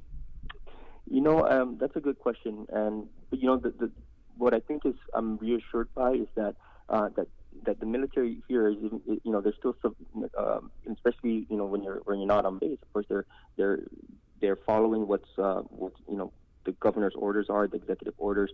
In particular, they themselves have some other of their, for example, for U.S. Naval Hospital and their physicians who are returning to island, that they are also undergoing quarantine, even though they're active duty.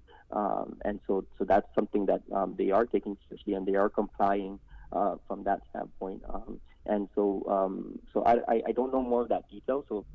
And I'm not currently involved in that. So I don't want to stir up anything that accidentally. But my understanding is that if they are mission essential, and if they are not having symptoms, that I think they will enter the typical protocol that any essential healthcare provider would enter in, so that there's a proper tracking. And if there's any symptoms that form, that they're immediately pulled. But of course, when working, that they would have full protective equipment that's very strict with additional precautions. And if they are able to do any part of their work via telemedicine, then that's going to be the first option. Mm-hmm. All right, Doc. Well, did you have anything else for Dr. Cabrera? No, I just want to thank you for being accessible, Doc. And, wait, I did have more to ask Dr. Cabrera. I just wanted to give you the opportunity. I wanted to get back to the phone call. Thanks for the phone call with FEMA, the listen in, I guess you could say, right? And you were talking about how other areas, I guess, within this region had reported, what's happening in their communities. And how does Guam compare to well, I know Sinai, they don't have any, but you said American Samoa, and I mean, the challenges that we face, are they pretty much the same, or are we facing more severe challenges given the fact that we've got 37 confirmed cases and 4 from the military? Well, I would say that this is the one situation where we don't necessarily want to be ahead of the curve, but the reality is that we are.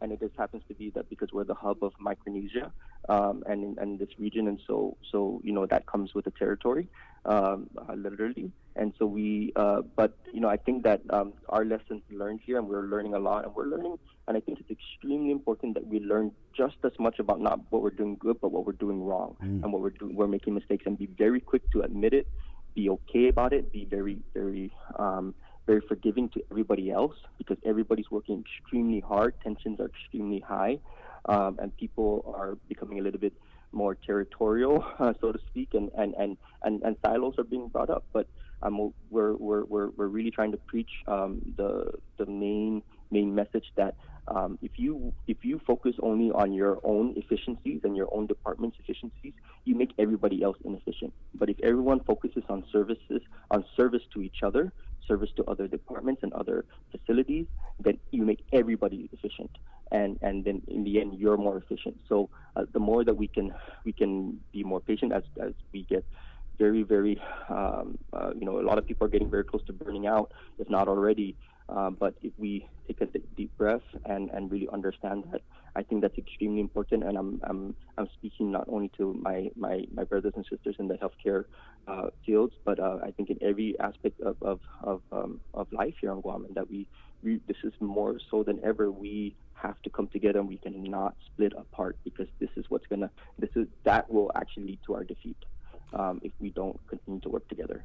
Doc, I just wanted to ask, being a part of the physicians advisory group, I know you guys are in close conversation, and during the first press conference where the governor had, showed her hand and said that we're going to extend this emergency, we're going to extend the mandatory social isolation, she had alluded to making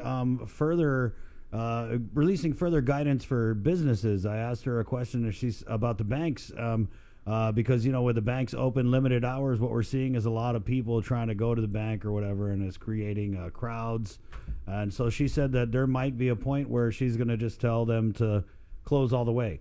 So what I wanted to ask was... banking. Yeah, online banking. But do you think that the governor is going to kind of re-examine some of the exceptions for businesses and maybe release further guidance and maybe put out more closures so that we can... do more to flatten the curve?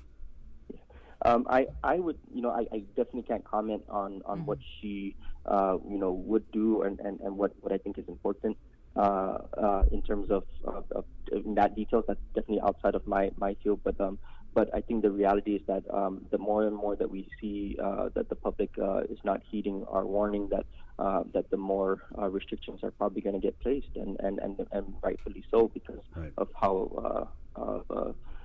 how serious this is, and if that's what it's going to take, then she'll have to make that very tough decision.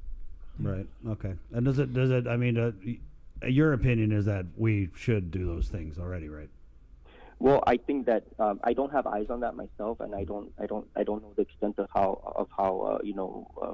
bad things are within the in terms of gatherings in that aspect. But it might, like I've been saying from especially this week in pushing that it's not just enough that everybody stay home, that even within the home that we have to do everything to protect our elderly, keep our young away from our elders, our manamku.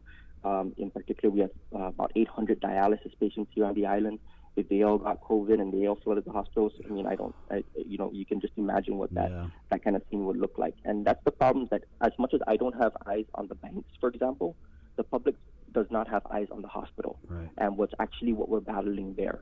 And so it's very important that everybody understand that part, and that you may not be seeing it, but it's very real, and it's something that is our probably our greatest immediate threat. Okay, so give us a visual then of what's happening at GMH, if you could describe. I in between both GRMC and GMH, because again, I think that we have to really look at both all the time, because you can't look at one without the other. That you're seeing, that we, first of all, you're dealing with a workforce that is already thin to begin with, and now even further thin because of additional hours. Some of them not able to work because they're either being have been exposed, or they have other priorities in terms of their families that they must attend to. So you're already looking at a strained system. You're seeing patients that are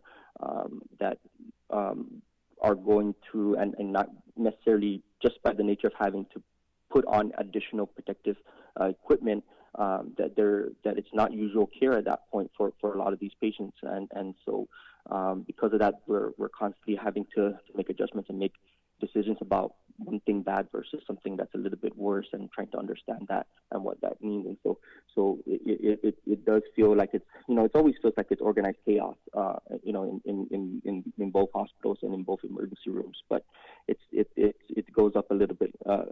It's definitely a level up at this point. All right.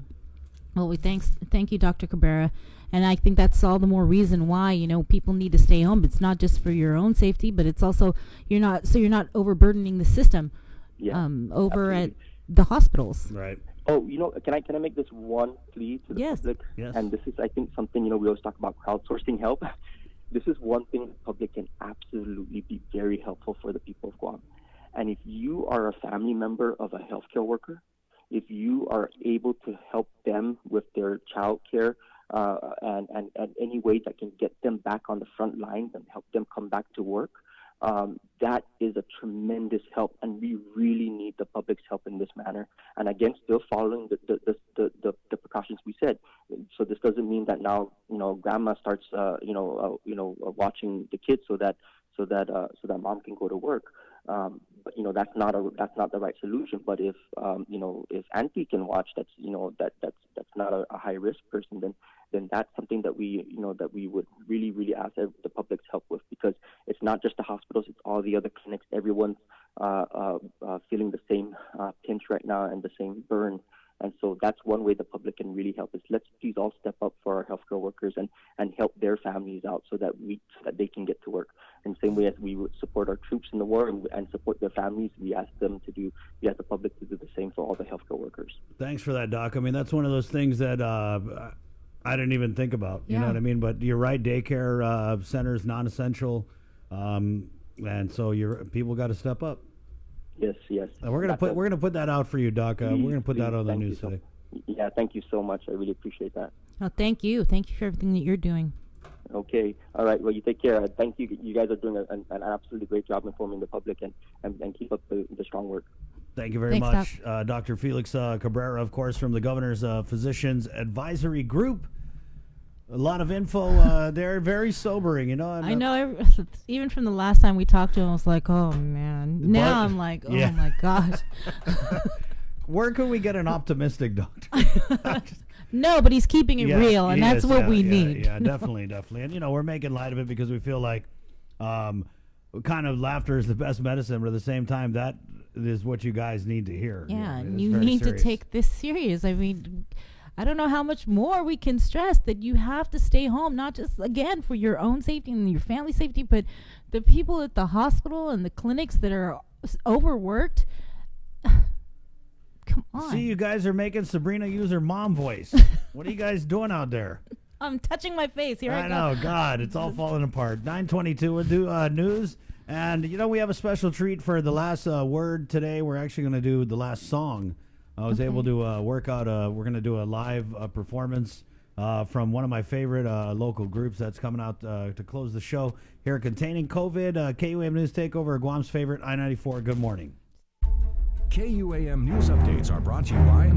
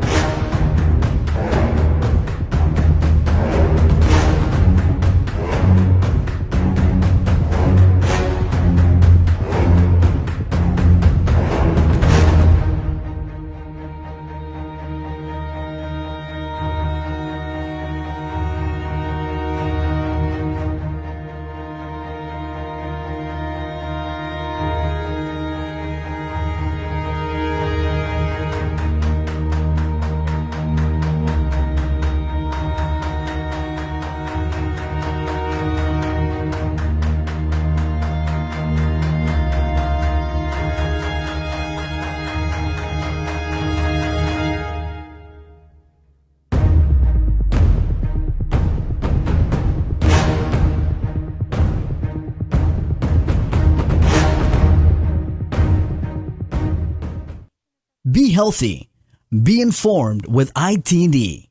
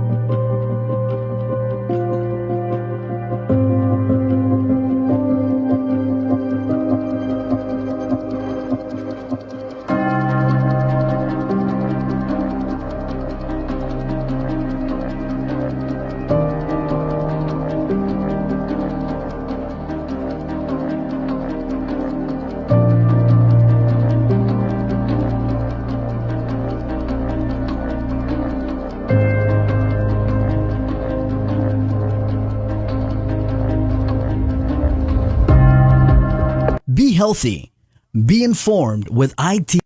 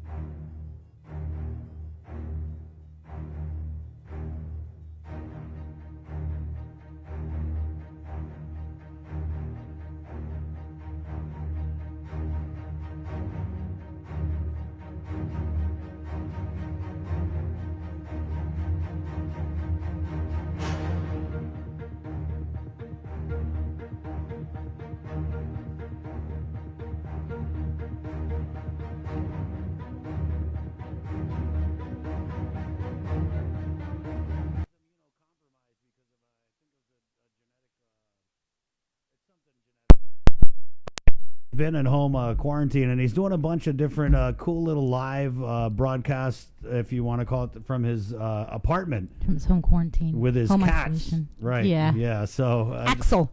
That's the one I remember. Axel. And you know, when we did a whole story with him on Gain, you know, I am allergic to cats, but I sucked it up and I went in there and I did an interview with him, and then I could feel it. I was like, okay, time to go.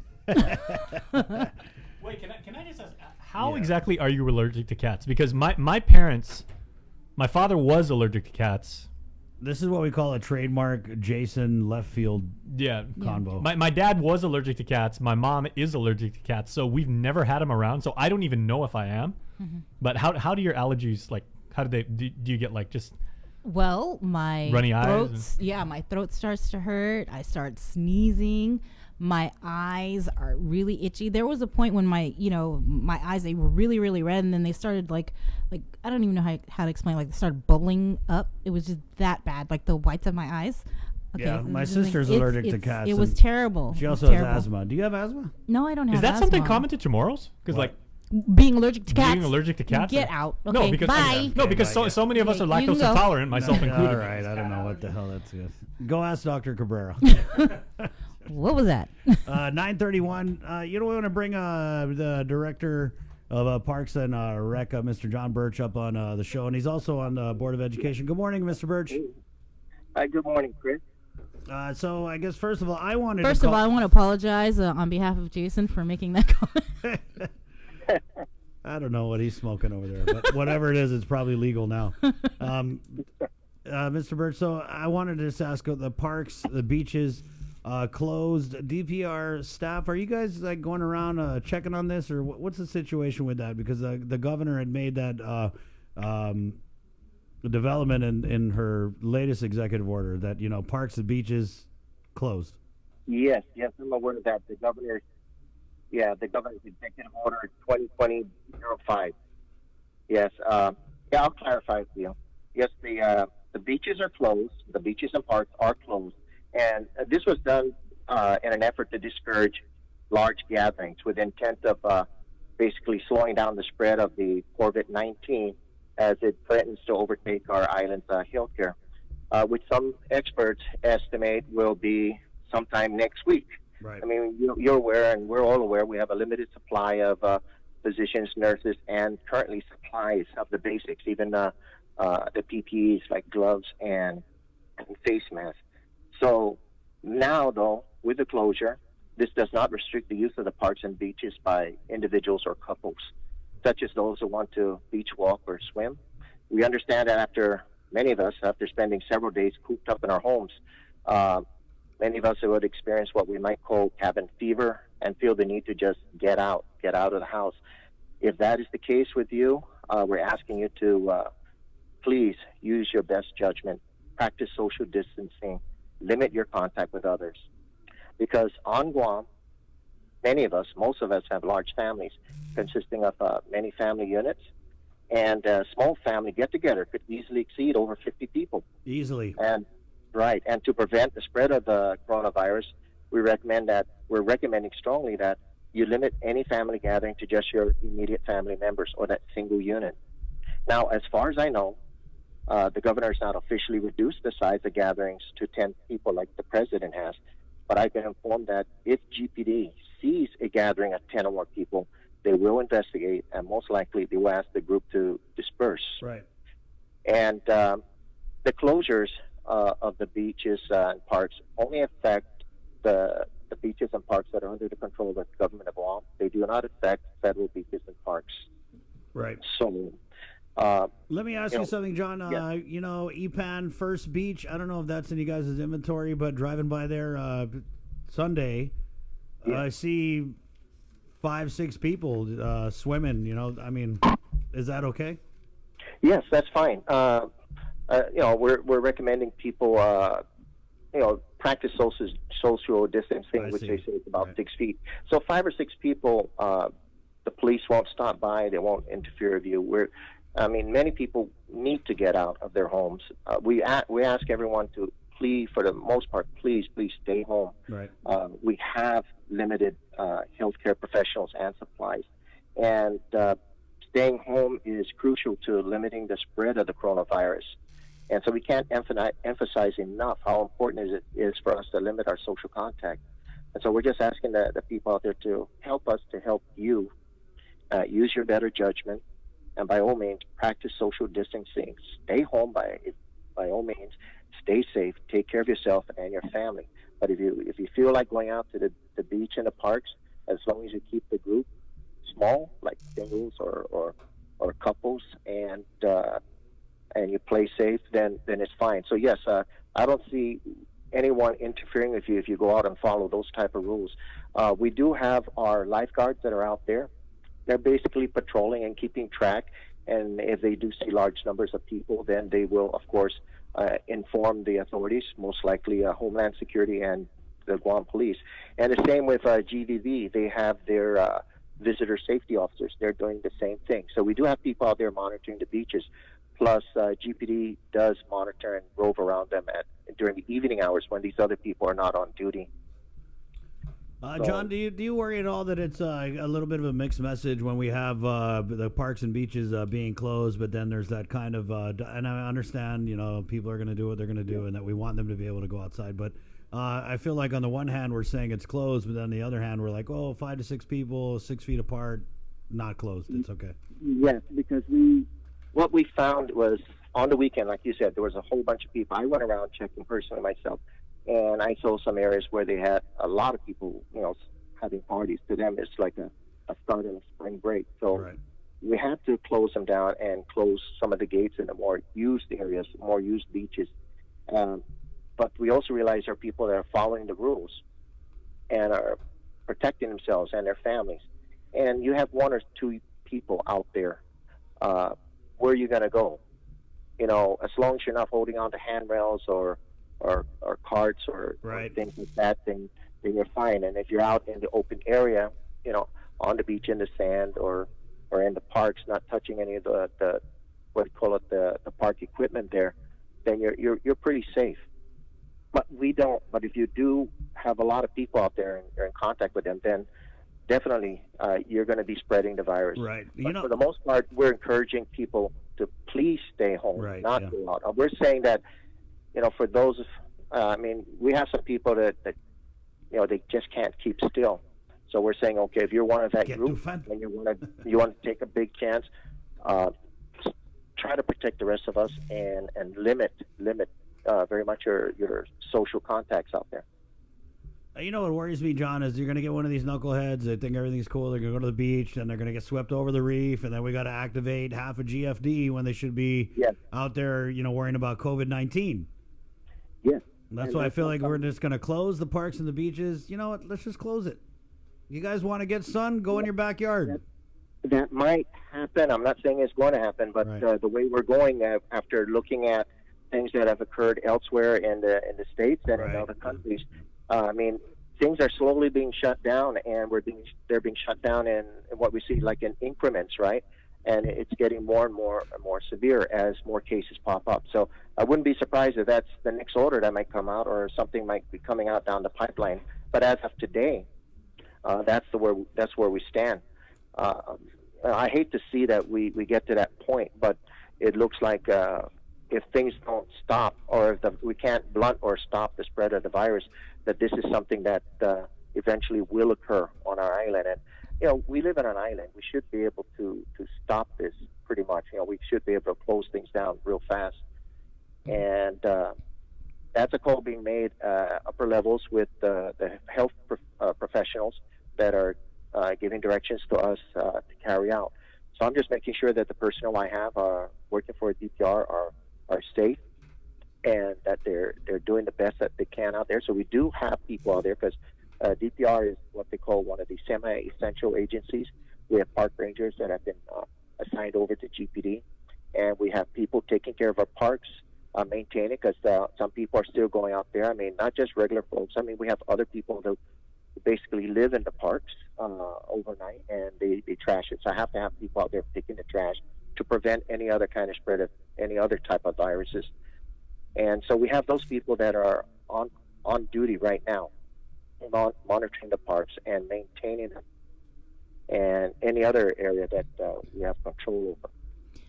So I see where you're coming from, and I just hope we don't reach that point where we do 100% shutdown like they've done in Italy, where people are mandated to stay home and only allowed outside if they have certain passes or paperwork that they filled out.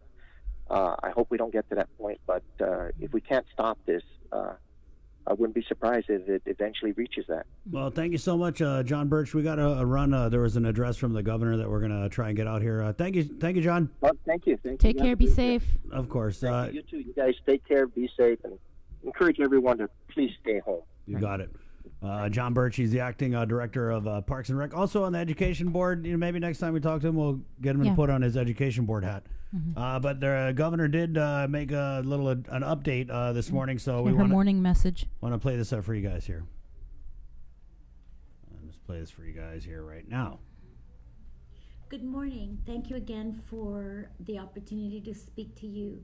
Last night I received information from our community CDC from Public Health that the results that came back for the test they did last night was 5 tests positive.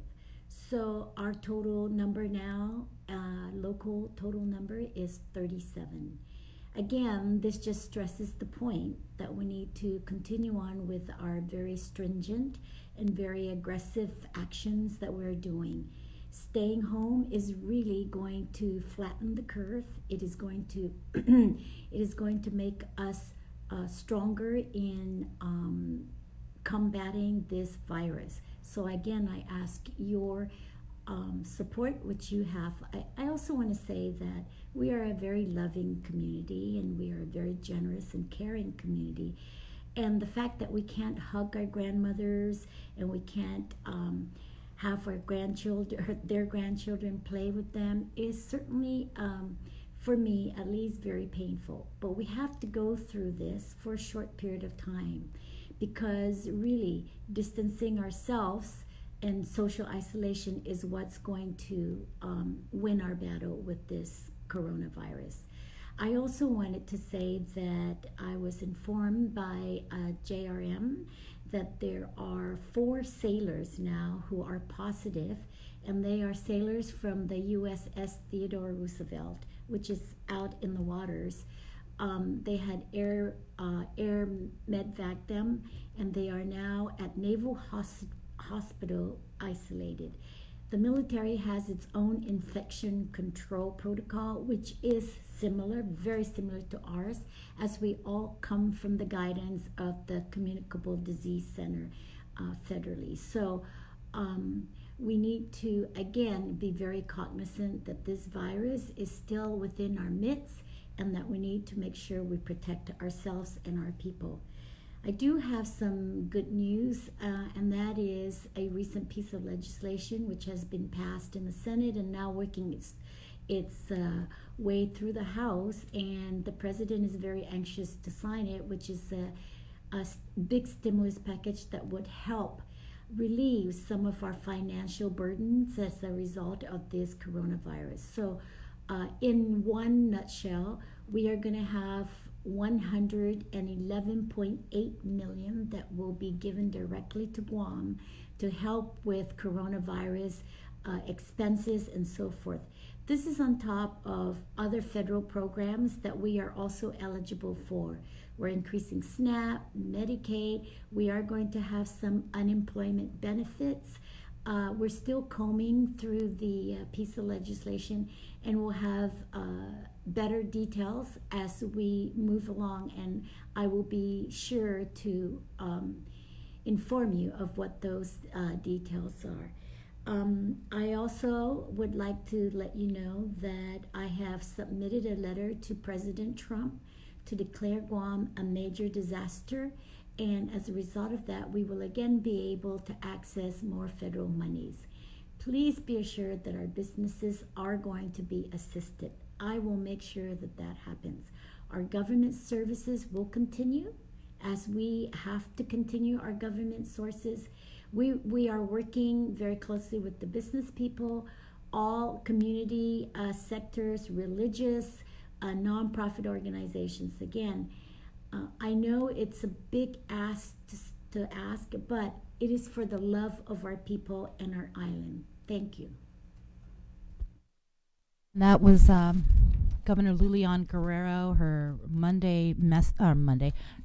morning message to the community.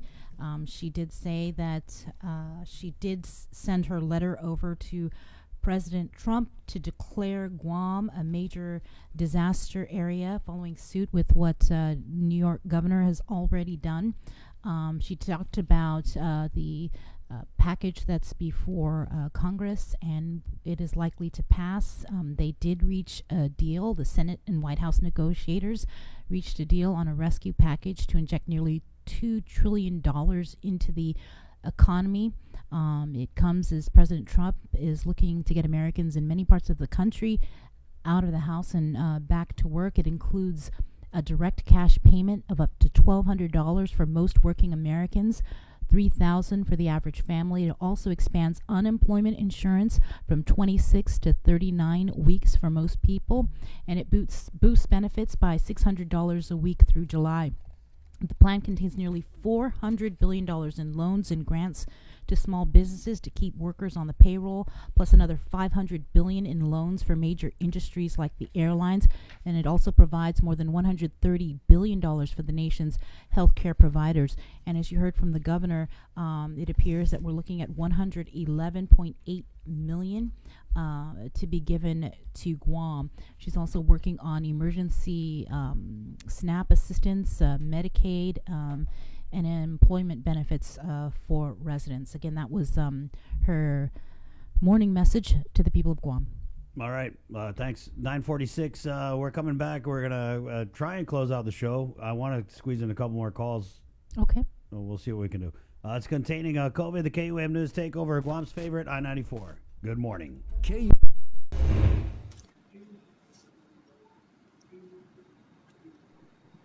Happy day for everyone. Nestor Licanto here, and our guest today is Mr. Cos Endo, who came up with this really cool idea, and I'll ask him to share that. But it's called hashtag support food to go Guam. Happy day, Cos.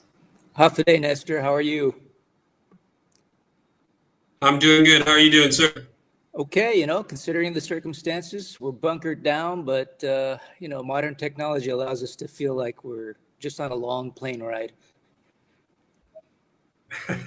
Yeah. So let me ask you to explain how you came up with the idea for this social media push that you're doing, and tell us a little bit about what it's about. Sure. I've got a lot of friends out there who own restaurants. Some are operators, some actually own the restaurants themselves. And during this time, they're having a tough time. And for me, I usually cook at home. I'm a homebody now. I'm getting up there, so I don't really go out as much as I used to. But I said, hey, during this time, they need some support. So I decided to maybe every lunch head out for to go. The problem was nobody was really updating their pages.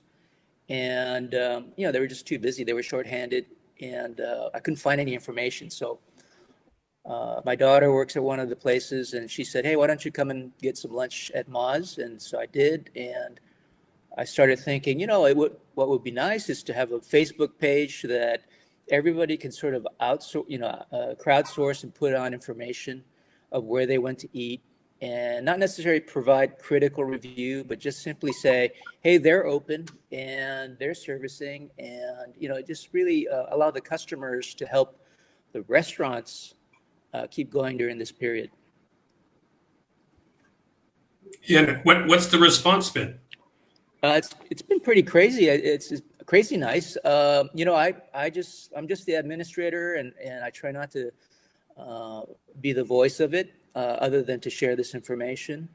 And so when I started it about 2 days ago, I just invited a few friends and asked them to share it with their network. And I think today, just about 2 days ago, started it. It's at 2,200 people. So it's quite nice to see that kind of robust reaction. Yeah. And so how can a restaurant get on on your social media program there? Well, it's really easy because it's a public group. So that means anybody can join. And they don't even have to ask my permission to get on there. They just simply join. And basically the community will sort of police itself. I set up a few ground rules so that people play nice, and obviously during this period, some people are, some places aren't going to be as well stocked, or maybe they don't have the manpower. It's not going to be business as usual. So, it's tempting to, vent out frustrations for some people, but we're keeping all of that out. I've asked our members to just simply stay positive. If you have a problem with the restaurant or the eatery, to contact them directly. And I just immediately delete any kind of negative posts, because that wasn't the purpose of the page. The restaurants are having a hard time as it is, providing day-to-day service and keeping people employed. And the last thing they need is to have to defend themselves on social media. So, if they have a problem, they can directly contact the business owners. Otherwise, it's just really a forum to share where you can get food, how much, what's the menu available, so forth and so on. Yeah.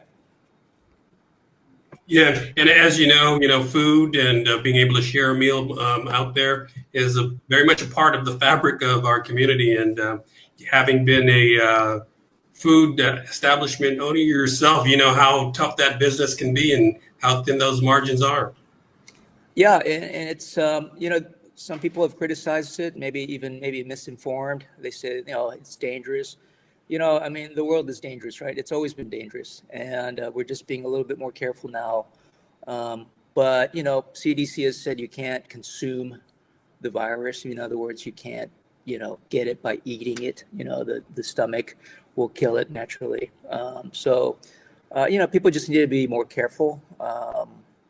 If they're going to go for a Payless run, then they can go for a sandwich run. It's the idea is to get in, get out, and a lot of these guys are doing curbside and they're taking credit card information off the phone.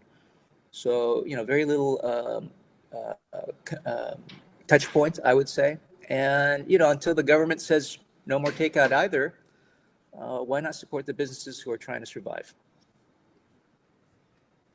Yeah, and from what I'm hearing on the national media, it's a tough time across the country. Restaurants are trying to hang on as much as they can, but unfortunately, a lot of those businesses may have to close. And so, whatever help that we can provide. Buenas and day, everyone. My name is Joe Garrido. Sunday morning, I got a text message from a firefighter asking if I can create a song for the first responders, medical workers, and everyone else that has to work during this time, because they too have to go home to their families. At the end of the text message, it said, because music is powerful. And again, I agree, music is very powerful.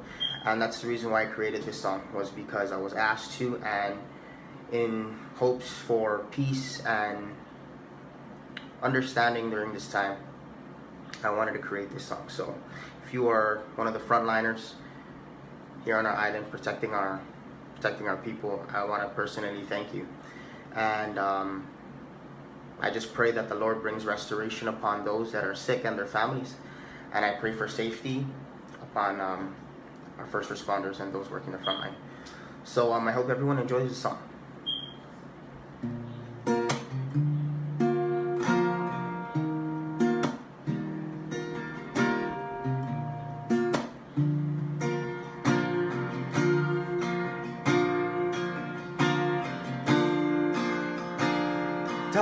Tao Guan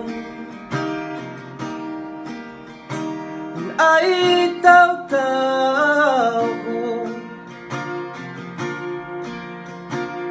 Phan mà nó rút Poguna momentu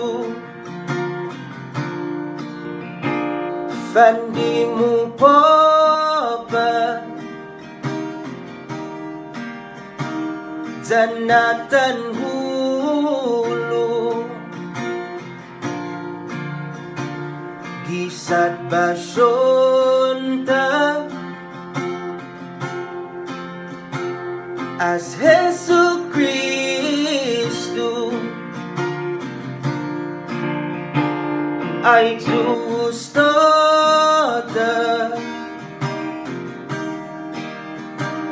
Ay Jusana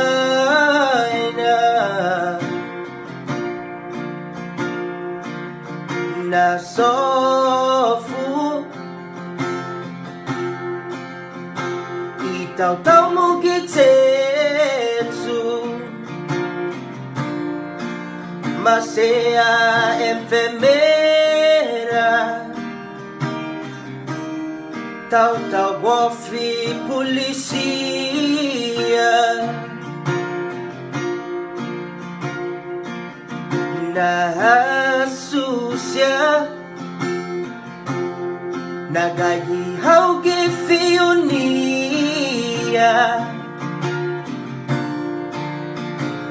Na panhomlu At susihan ni man malongo Don't protegi Pambaguun itanu Zone protehi Iman omku A little tribute song for the first responders, 956. And we want to just thank all of everyone that's responding to this. From, I know on our Facebook Live, one of the comments was that wanted to acknowledge the solid waste employees, also security guards that are out there on the front lines, cashiers, so many people out there working during this time when really all of us, we all need to stay home and follow the governor's directive, because instead of the cases going down, we just saw 5 positive cases. There's no downward overnight. spiral of positive results that's happening. So We can all hope that Dr. Felix Cabrera is wrong, but right now it doesn't look like he is. Yeah. And I want to shout out to everyone working hard at the governor's office, the Physicians Advisory Group, everybody at Office of Homeland Security, Civil Defense, the Joint Information Center.